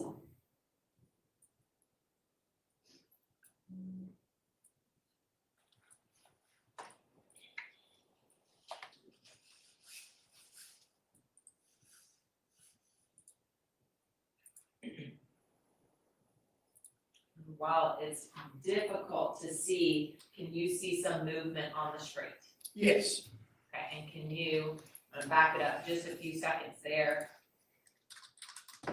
to 21:44 and 01, if you'll point out the duration in which you see someone walking on the street being Verbena. The movement is here in this area, and it's a person that travels down the most extent of that Not travel yet. is just about here. No, And not yet. then I don't think so. reverses course, is now seen moving back up the roadway. No. In northern, basically a northern direction. Okay, And here's the extent of the movement pretty much out here. whoops. We'll stop that video at 21:44 and 38 seconds. I'm sorry, 38 seconds. All right, next we will look at states 465.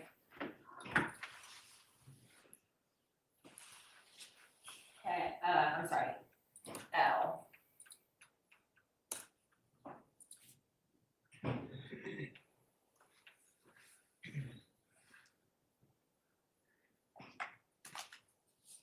We're gonna start that at 21:52 and 0 seconds.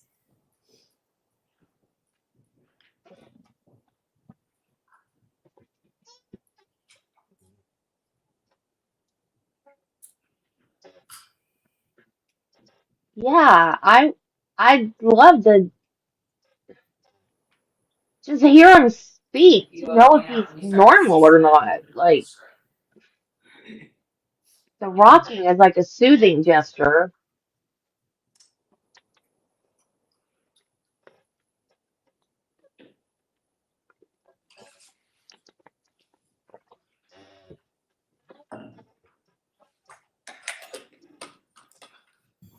There.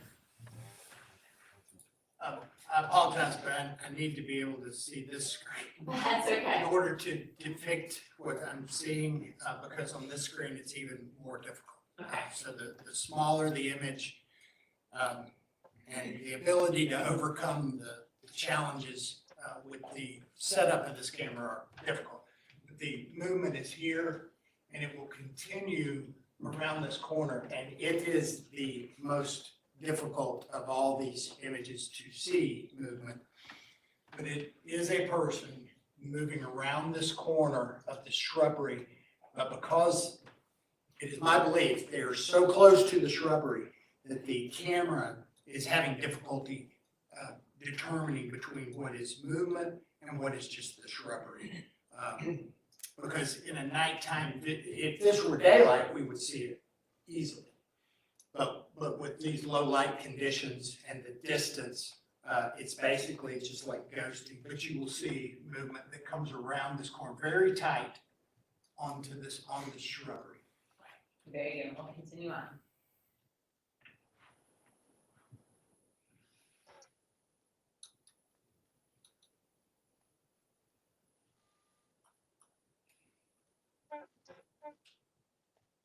Now at the bottom of the screen here, we start seeing a person that's more visible. Where is that person coming from? So that is the homeowner for 50/50 for B. Okay. And he has exited his residence to walk his dog. He'll be briefly in this area, pass his wife, who comes out with a second dog Okay. for the same purpose. Okay. And then they enter their home. Very good. Thank you.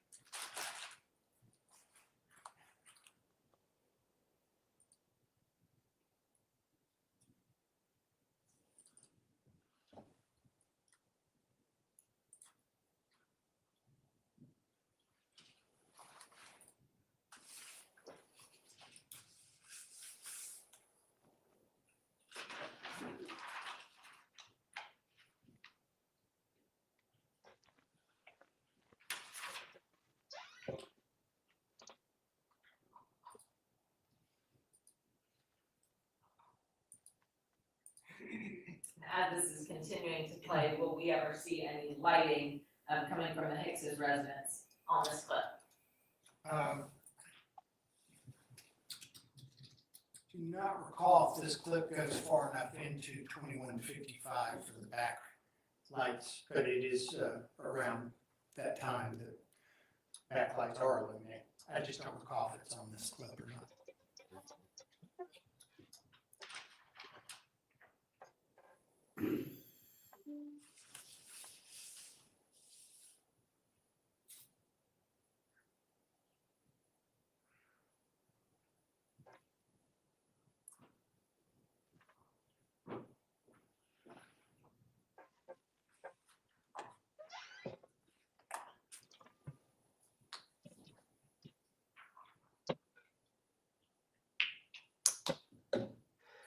Well, that's nice. I gifted myself.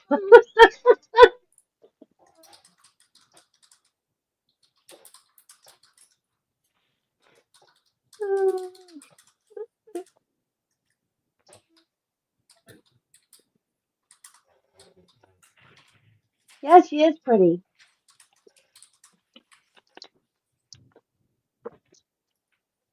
I know we've gone a few seconds kind of past it at this point, but what is the hour and minute that we now see the backyard floodlights illuminated?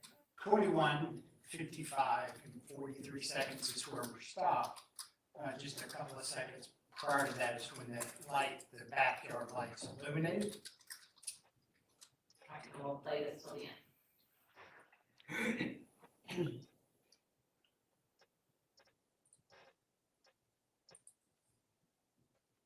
And then, what is the timestamp in which Oh, those Marty! backyard floodlights? Yay! Thank you. 21:55 and 52 or 3 seconds.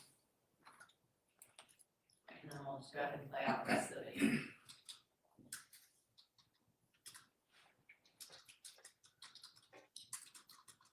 All right, next, looking Oh, when's your birthday? Happy birthday!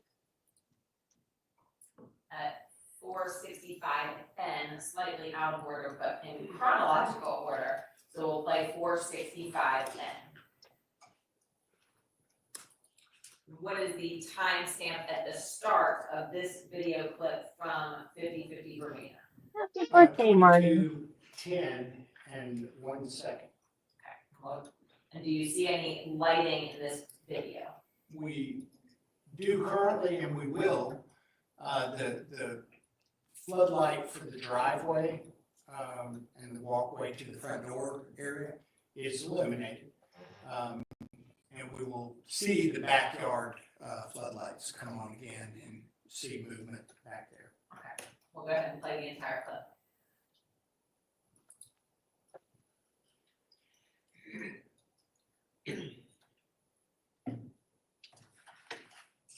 Did you, again, I didn't know if from earlier you had wanted me to. Yes, please. So we'll go back just a few seconds here at 22:10 and 07 seconds. Okay. So what is the timestamp when they first turn on? 22:10:08. Okay, and then if you will, use the pointer to show the movement that is seen, the movement and shadows that can be depicted from this area. So in this area, we see movement away from the residence, and I believe it depicts a person moving away from the residence at this point, 22:10 and 18 seconds.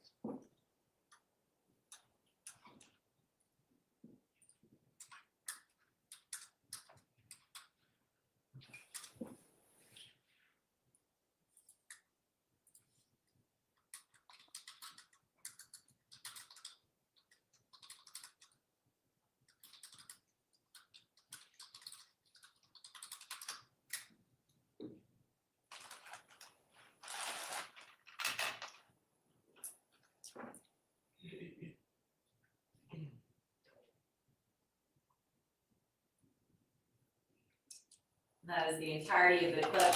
Now, detective, between 21:55 hours and 22:10 hours, when we see those black back floodlights turned on, is there any other point in time within that 15 minutes that they come on? The back floodlights do not. So just because we skipped that chunk of time, was there anything significant in terms of backyard activity between 21:55 and 22:10? Not in my review. All right, next we will play 4:65M. And just to remind the court, this clip labeled M, what residence are we looking at? This is 581 Delphinium Boulevard.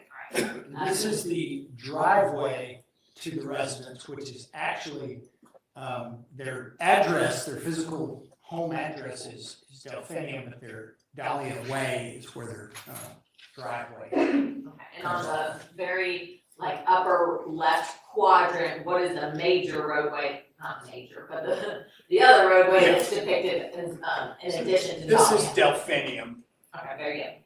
Boulevard, and this is Dahlia Way. Okay, very good. So we'll play the entirety of clip M.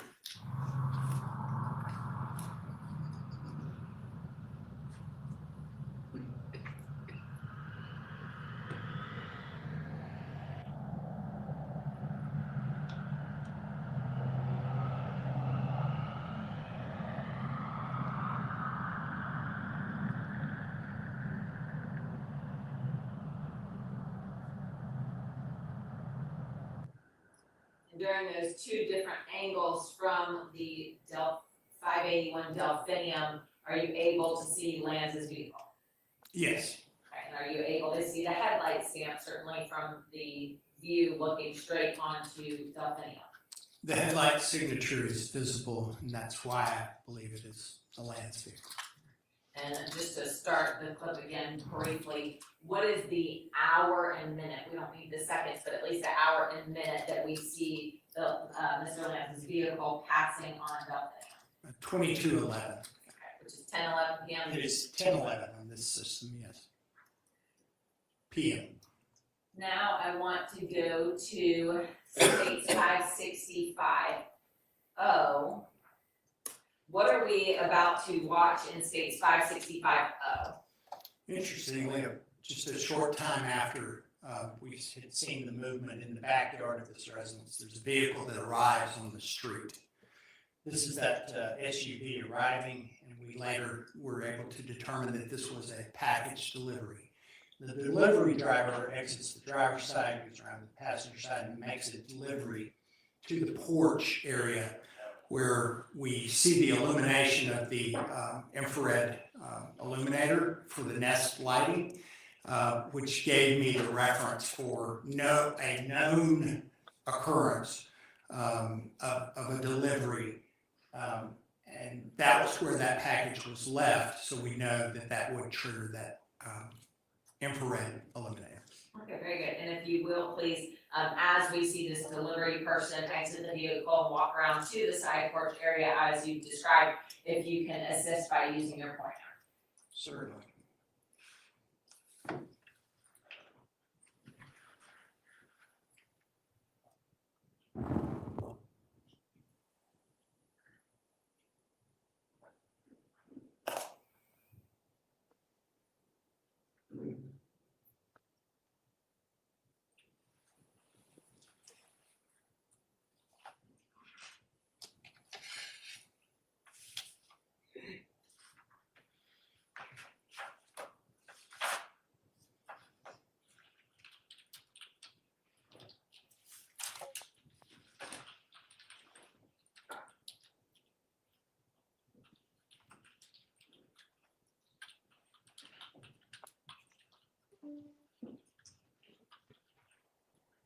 Pointers likely not even needed because the driver you'll see is Yes. illuminating Yes. at their feet with their flash. Oh, Marty, thank you.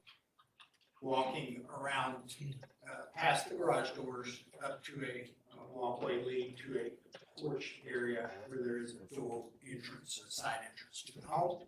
Okay, and I'm going to pause it at 22:17:16. What else do you see in this clip here? We get an indication here of a known triggering of the infrared lighting. The Nest camera that was not live, was not recording, but was in fact live. And we will look at some screenshots of this in a moment, but let's play this through till the end.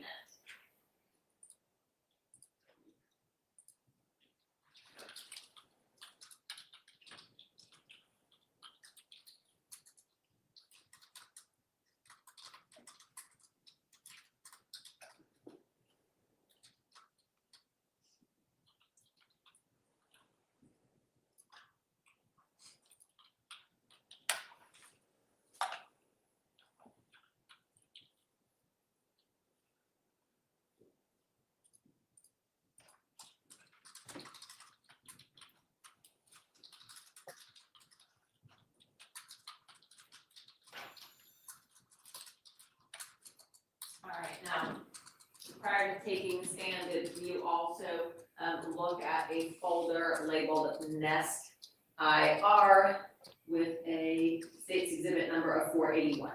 Yes, I did. All right, and does that contain 3 separate images that you created based off this surveillance footage at 50/50 Delphinium, or I'm sorry, 50/50 Bravina? Yes, it does. Okay, are those fair and accurate screenshot, 2 screenshots as well as an overlay of those 2 images for purposes of looking at the infrared camera? Yes. State moves to tender state's exhibit 481 in evidence. Any objection? States 481 is admitted.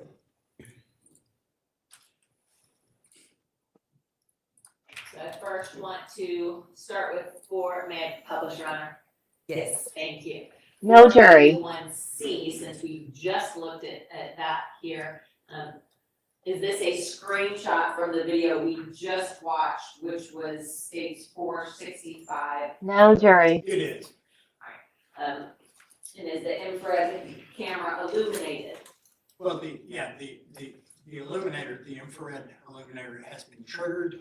At this point, you can actually see the position of the driver, the delivery person, by the use of their flashlight or their phone screen.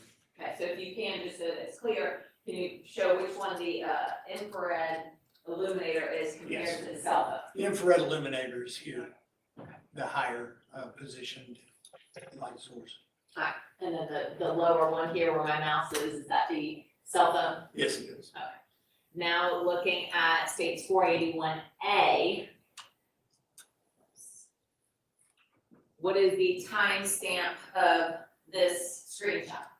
21:32 and 24 seconds, or 9:32:24 p.m. Is this a screenshot from one of the clips we previously watched in states 465? It is from November 17th, 2021. And if you can point out that infrared indicator. Certainly. This is an indication that the Nest camera's infrared illuminator has been triggered at this point. So now looking at states 481B, what have you done with this image to further show visually what you determined?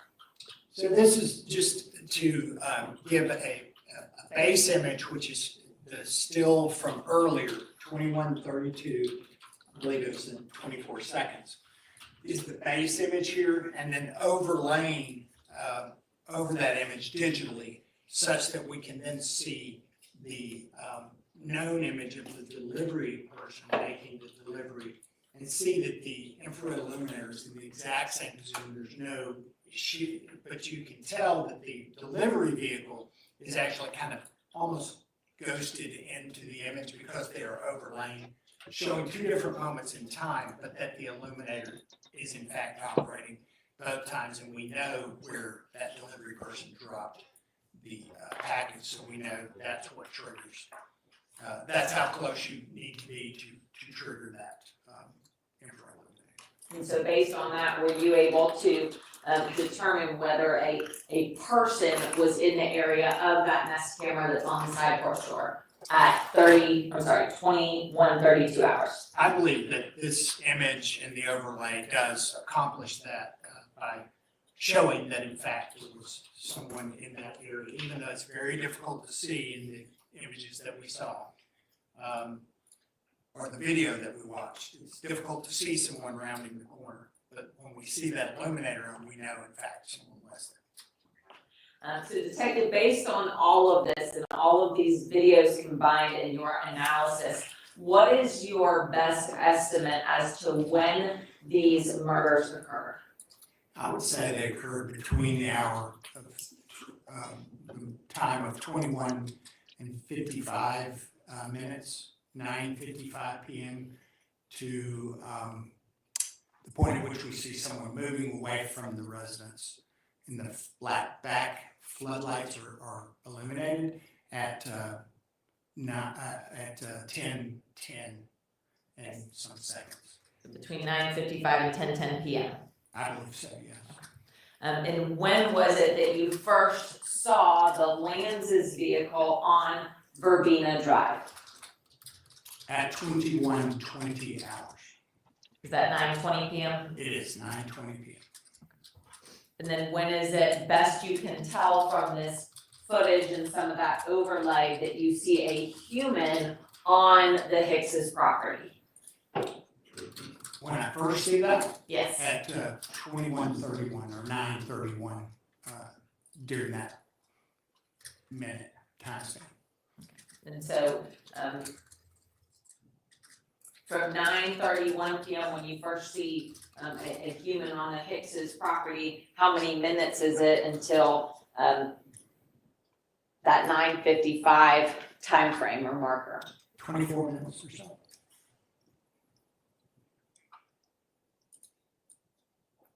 And then what is the time difference between when you see the floodlights triggered between 9:55 p.m. and then when you see them triggered for the last time at 10:10 p.m.? I think if you look at the seconds, it's a little less than 15 minutes.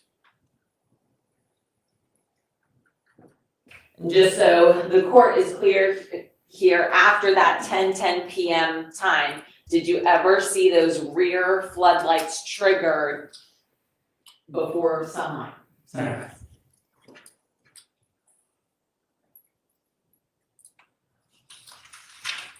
Just a moment here.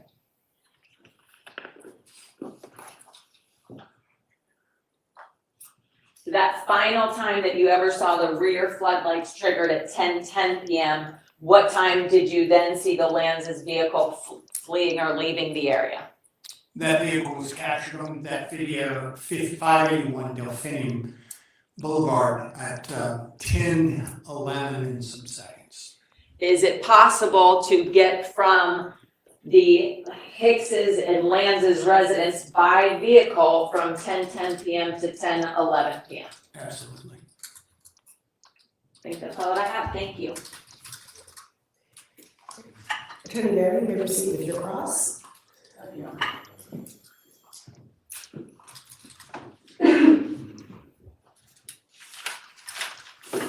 Good morning, Detective Smith. Good morning.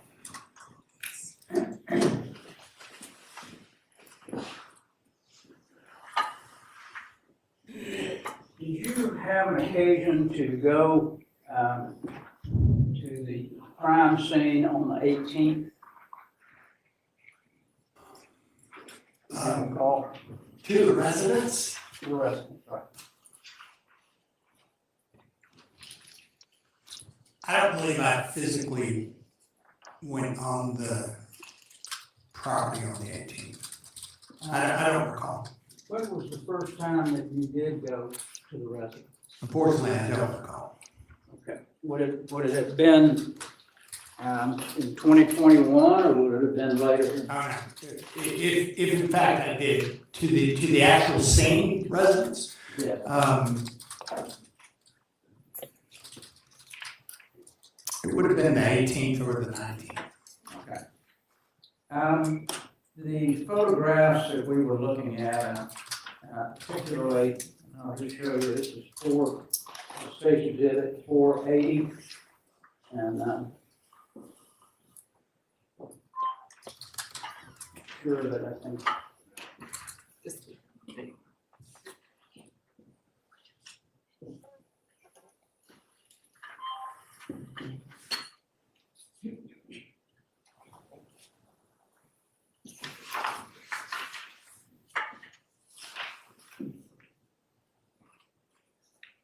State's Exhibit 480. This is the screenshot that you did from across the street, showing that there's a screen on the window that you're explaining to us. Yes. There was an issue there with being able to see as well because of the screen. Certainly complicated the view, yes. Did you ever go to the crime scene and look at exactly where these lights were associated with where we see on the video? Yes, on the exterior to some degree. I wasn't even made aware of the case until the 18th. And it would have been either the 18th or 19th. Okay. And the lights that we see come on in the back, are they associated with where the package was that you saw, or were they in a different place? They were in a different place. Okay, even though we saw those same lights come on when the package was delivered. Right. The back, the back floodlights? Mhm. Okay. So what area do those back floodlights cover? Do you know when they would come on? How close would you have to be to those floodlights for them to come on? I did not trigger them during hours of darkness. But they were in a patio area, and there was a wall to the, if you're facing that patio area where these lights were positioned, there was as I recall, a patio area with a part of a wall to the residents here, and part of a wall to the right. And do you know how long those lights would stay on once they're triggered? I had counted various cycles of that, and it seemed to be really brief in some instances, as little as 10 seconds. Okay. And I know sometimes in floodlights that I have, sometimes a dog will trigger them. Anything that might come in their path that there's movement. Is it fair to say? There's potential, yes, for that. So let's talk a little bit about the vehicle. I know that that you've got new equipment that you've gotten fairly recently to do these testing. Did you do the testing with this new equipment or with the old equipment that you purchased when you came back? I'm not sure what you're referring to, because you kind of mentioned the vehicle and now you're referring to new equipment. Well, we're testing the headlights. You want to see the V in the headlights? Yeah. You indicated if you had equipment that you purchased when you came back from being retired in Cobb County and purchasing that surveillance equipment. No. Is that something different?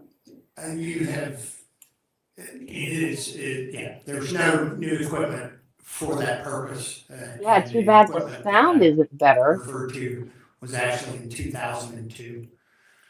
2001, they accepted a proposal. 2002, they bought it. It was long before I went to the technology-based crime unit. Okay, so the Axon that you were talking about, that's not new equipment then?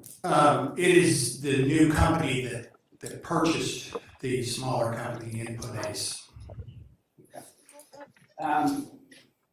So you didn't use this newer equipment, you used the equipment back in None of this is equipment, I mean, it's software. none of this is It's software. Okay, But this is something that I would say we can see with the naked eye. okay.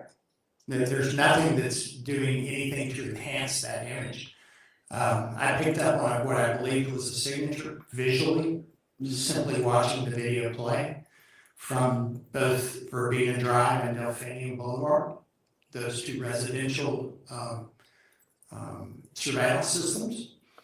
I believe I was seeing a headlight signature, and my interest was to, once we had the known vehicle of a person of interest to the case in our custody, I wanted those known images of what the headlights were casting. That there's no equipment other than cameras and ladders involved in that, and the surveillance systems that record them. Well, that's pretty much just visual, you don't use any particular surveillance equipment or anything to enhance what you may see with the naked eye. I do not recall, other than cropping the images for the PDF that I produced, other than cropping them just so visually they'd be about the same size in each example.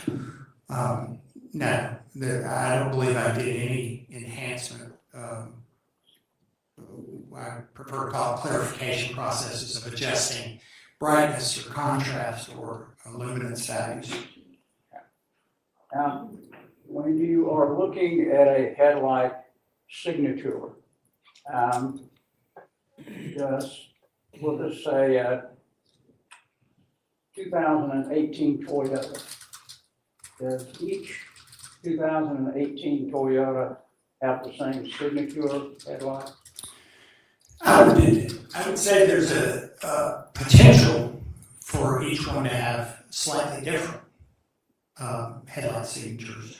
And then all the different variables that come into play. Did a headlight burn out? Was it replaced with a lesser lumens output bulb? Was it replaced with a non-manufacturer produced bulb?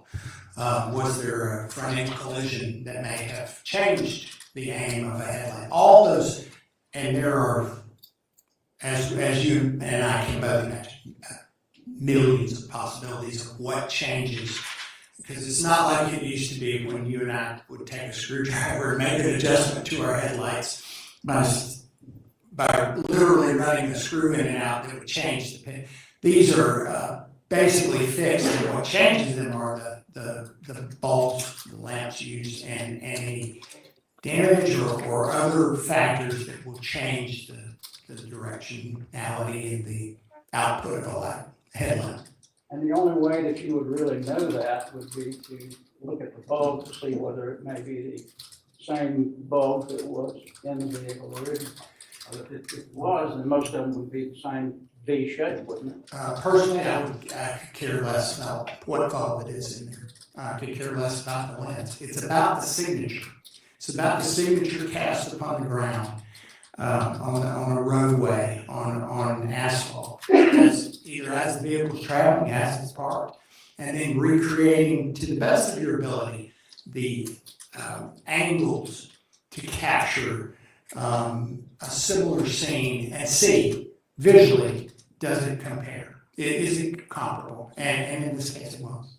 Yeah, I may have misunderstood. I thought you said it sometimes depended on the type of bulb that you had, whether you had a front end collision, and all of these things kind of would go in being able to determine whether that V was the same, that maybe is the same signature on all 2018 Toyotas, correct? In this case, I'm not concerned about all 2018 Toyotas. I'm literally concerned with one vehicle. And does that signature of that, no matter whose headlamps are in it, no matter what lens is on it, I'm not even concerned, did it ever get in a front-end collision? Was there ever damage to it? I just know several nights earlier, it was casting a particular signature upon the ground. Is it still casting? Is that vehicle, a known vehicle, casting that signature such that I can then confidently say that it was the vehicle that traveled through that area? As long as he's not blinding anybody, I guess it's Significant to the fine. investigation. So it wouldn't make any difference to you how many 2018 Toyotas there would be that had the V signature. You're just looking at that particular vehicle. I'm literally looking at that particular vehicle in this kind of scenario when we have a known entity, a known vehicle to compare to.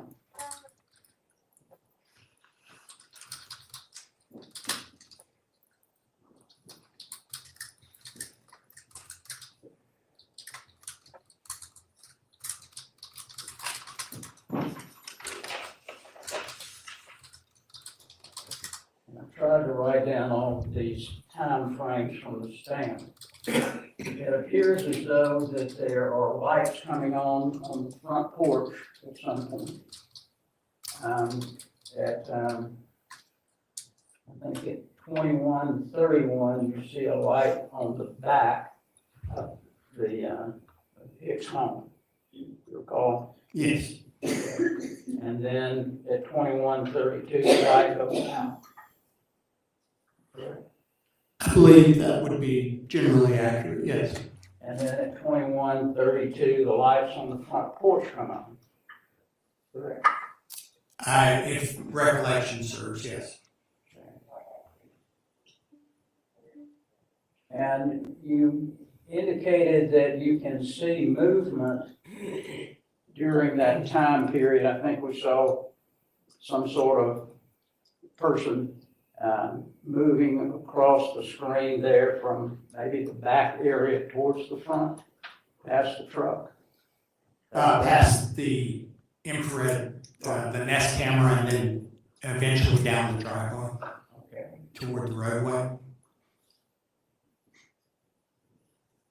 And then at 2137, you got lights on the front porch again, all right?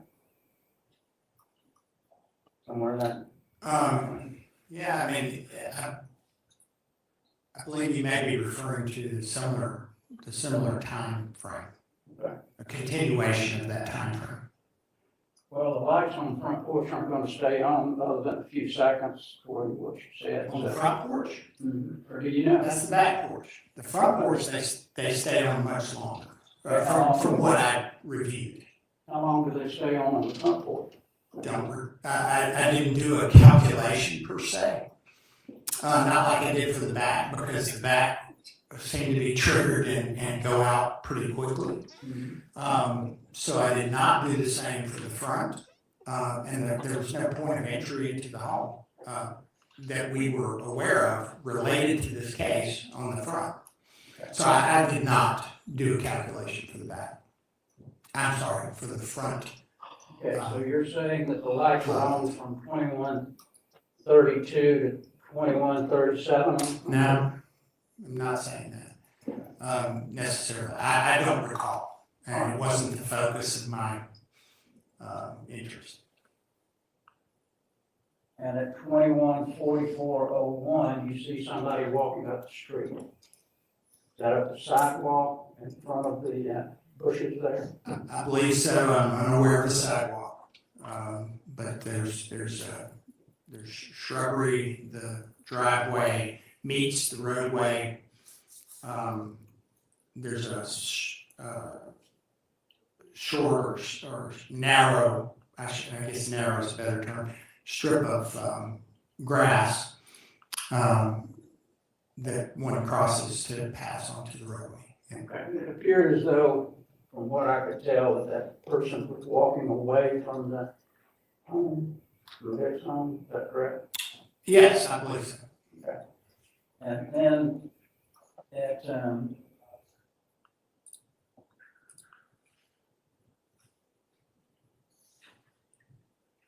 21:55, you got floodlights that go on in the backyard again. Yes. And at 22:10, you got the floodlights at the front door, front porch. I don't recall. I do know the back are illuminated at 22:10. Okay, so you don't remember whether the floodlights were on at 22:10? In the back, they absolutely were. They pop on, and a person is seen moving from the residence toward the roadway. Well, at 22:10:08, you got the back floodlights come on, but you don't recall the front coming on before? I don't recall that, whether they did or not. My interest was in the back of the home.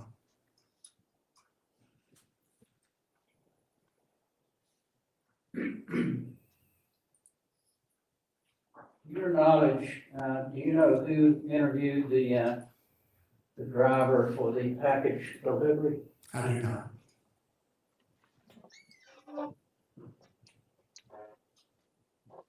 So your best estimate then of the time of the murders was somewhere between 9:55 and 10:10.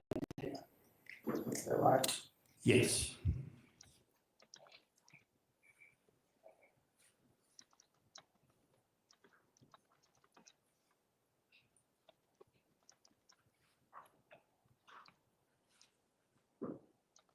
I think that you indicated that you were able to see a person, but you were not able to determine what that person might be wearing or what they look like. Yeah, that's correct. No identifiable, other than what appeared to be a human figure moving. Nothing identifiable. And you indicated at one point that there had been some light that you saw was a reflection that may have been up towards the Lanz home. Could that be anything? Could it be back porch light or anything that came on? I believe what you're, and correct me if I'm wrong, but I believe what you're referring to is early in my testimony, I was talking about the Lanz vehicle arriving during the 21:20 hour frame. traveling past 5064 Verbena Drive and then followed by 2 SUVs. And then the continuation, the compilation where the video then picks up from 5050 Verbena. And I indicated that you see light cast into a deeper area, right? And then about 8 seconds later, you begin to see the lighting for the vehicle, the first SUV that would have been behind the Lanz vehicle. And could that have been the Lanz vehicle pulling into 600 Delphinium Boulevard? Yes. Could it have been someone at the intersection that turned and did a U-turn in the 4-way stop because they sit right on the corner? Yes. I'm not excluding all other possibilities. So you're not saying, you don't know whether the Lanz vehicle or what you believe to be the Lanz vehicle pulled into their drive? I believe it to be the Lanz vehicle. I believe the timing is accurate for it to have been the Lanz vehicle's lights shining into the trees and landscape prior to that first SUV that would have been behind the Lanz vehicle only seconds earlier, captured on the earlier camera footage. So I believe it to be the Lanz vehicle. All right, thank you. Well, Nothing further, Jeff. Thank you. AD Green, any follow-up or redirect? Nothing further, thank you. All right. Minutes be excused. Yes. Thank you, sir. Can I have the attorney's approach for me?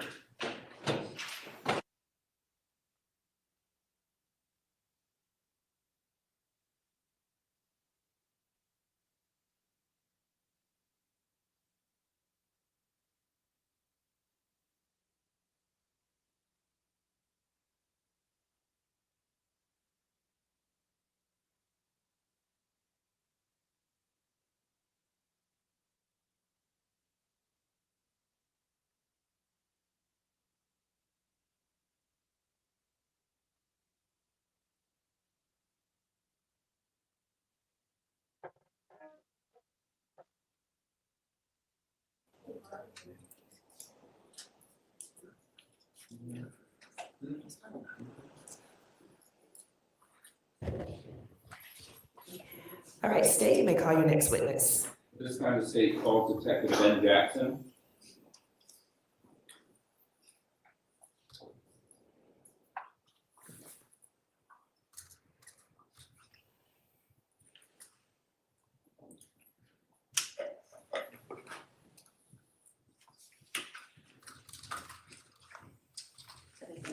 Put your face statement this morning.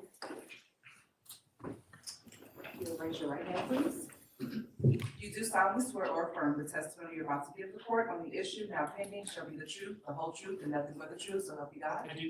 Thank you. Please have a seat, and once seated, if you please state and spell your true and correct legal name for the record. Sergeant Ben Jackson, BenJackson. Thank you. You may proceed. AD Horowitz. Good morning. Good morning. If you'll please tell the court how you're employed. I am currently assigned to Crimes Against Persons Unit as the sergeant for that unit. And how long have you been with the Crimes Against Persons Unit? I was a detective in the Crimes Against Persons Unit for approximately 2 years before being promoted to sergeant, and then I've been reassigned to that unit as a sergeant since January of 2022. And just a clarification, which law enforcement agency? Cobb County Police Department. And prior to Crimes Against Persons, did you have previous law enforcement experience?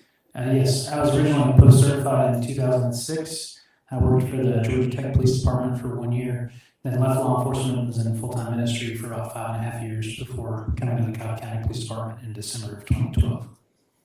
So since 2012, you've been post-certified? Yes. Now, were you employed by the Cobb County Police Department in November of 2021? Yes, sir. At that time, I was a detective in the Crimes Against Persons Unit. So I want to jump to November 18th, 2021. In what capacity did you work this case? I was assigned as the second to assist Detective Standard in the homicide investigation.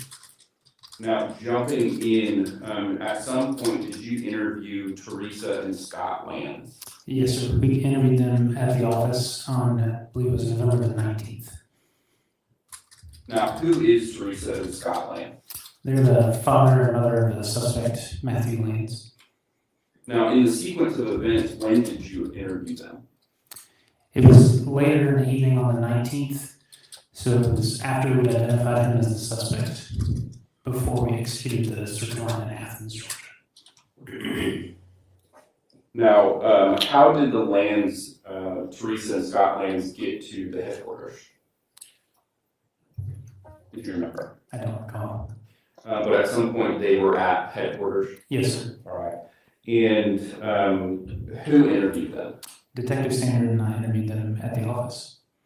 Now, at this time, the state's going to move to enter Smart States Exhibit 466 as it's a part of stipulation number 8, and I can read that into the record. Yes, please. In full, stipulation number 8, statements of Scott and Teresa Lanz captured on Officer R. Jones' body camera contained in State's Exhibit 460, and from their formal interview with Detectives Zachary Stanner and Ben Jackson contained in State's Exhibit 466 are admissible. Defendant Matthew Lanz is waiving his right to confrontation regarding the statements made by Scott and Teresa Lanz, his parents. So at this time, I think it's a good time to take break, Judge. Okay, let me just second on the record. Attorney Barry, any objection? No, Judge. Okay. As stipulated in stipulation number 8, State's Exhibit 466 is admitted, and we will take our lunch break at this time. So everyone will be back at 1:30 p.m. Courtroom will be open about 1:15. Just want to remind everybody that chewing gum is prohibited in the courtroom as well. So just want to remind everybody there should be no chewing gum in the courtroom during the course of the proceedings. Everyone enjoy lunch, and I'll see you all back at 1:30.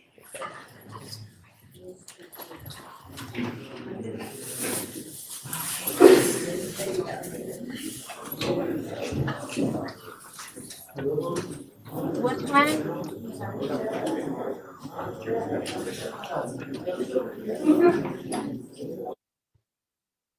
Yeah, I got that. I know. I read after I was done looking for my picture. What time did she say be back? I didn't know if you were talking about the next witness or the defendant because there's one picture of me with no hair.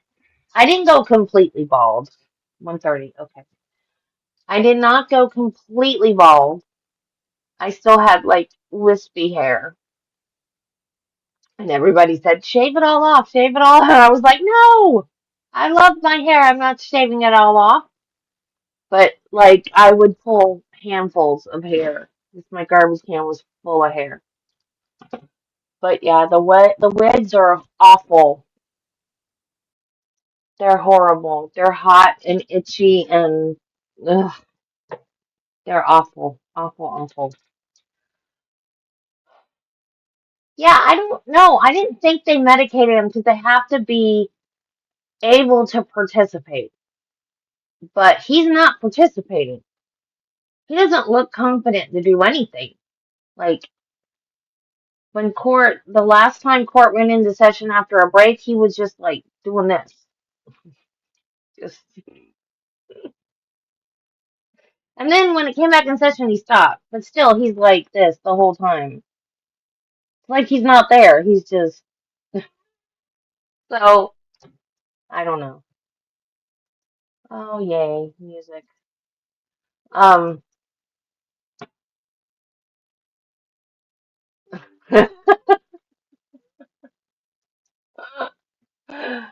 You know, if people would be responsible with their gum, we would be allowed to chew gum in places. You know, you're not supposed to have gum in Walt Disney World either. Last time I was there, I saw a lady chewing gum, and I almost went up to her. I almost went up to her and was like, you know, you're not allowed to have gum in Disney World, right? The judge said no chewing gum in court. enforce that. Exactly. How are you gonna enforce that? Okay, guys, 1:30. I will see you back at 1:30. 45 minutes. Enjoy your lunch.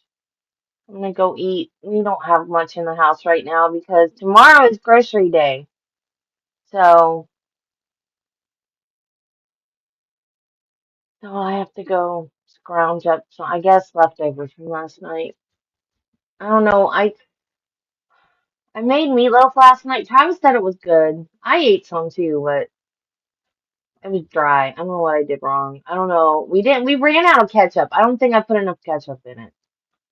But I also think I might have put too many, too much breadcrumbs in it too. I don't know what I did wrong, but I don't like to measure things. I just do it to taste, and usually it's fine.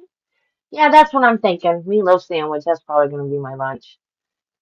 But this time it came out a little dry, but it was good. Travis liked it. He'll eat anything, pretty much. As long as there's no pickles in it, he'll eat anything. Or it's not spicy. Not spicy, no pickles. He'll eat it. Okay, guys, 1:30. Ooh, yum. We love ribs. Both of us.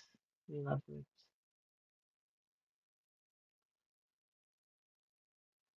Oh, Travis would like that. Travis puts barbecue sauce on. After I put the ketchup in it, when I cook it, he puts barbecue sauce on it afterwards. I think I did. I think I did use barbecue sauce once instead of ketchup, and I didn't like it as much, so I went back to the ketchup. But he puts the barbecue sauce on it afterwards. Chili. He only eats chili when it's cold. I don't know why. I'm like, you can eat chili anytime. Like I'll want to make it in the summer, and he'll be like, no, it's not cold enough. Okay. So I should probably order stuff to make chili when I order groceries tomorrow. Okay, guys, I will see you at 1:30. Bye. Oh, that's Travis's favorite. Sweet Baby Ray's, and he also likes the Jack Daniels. Okay, bye. Quit talking about food, because as long as you talk about food, I will stay and talk about food.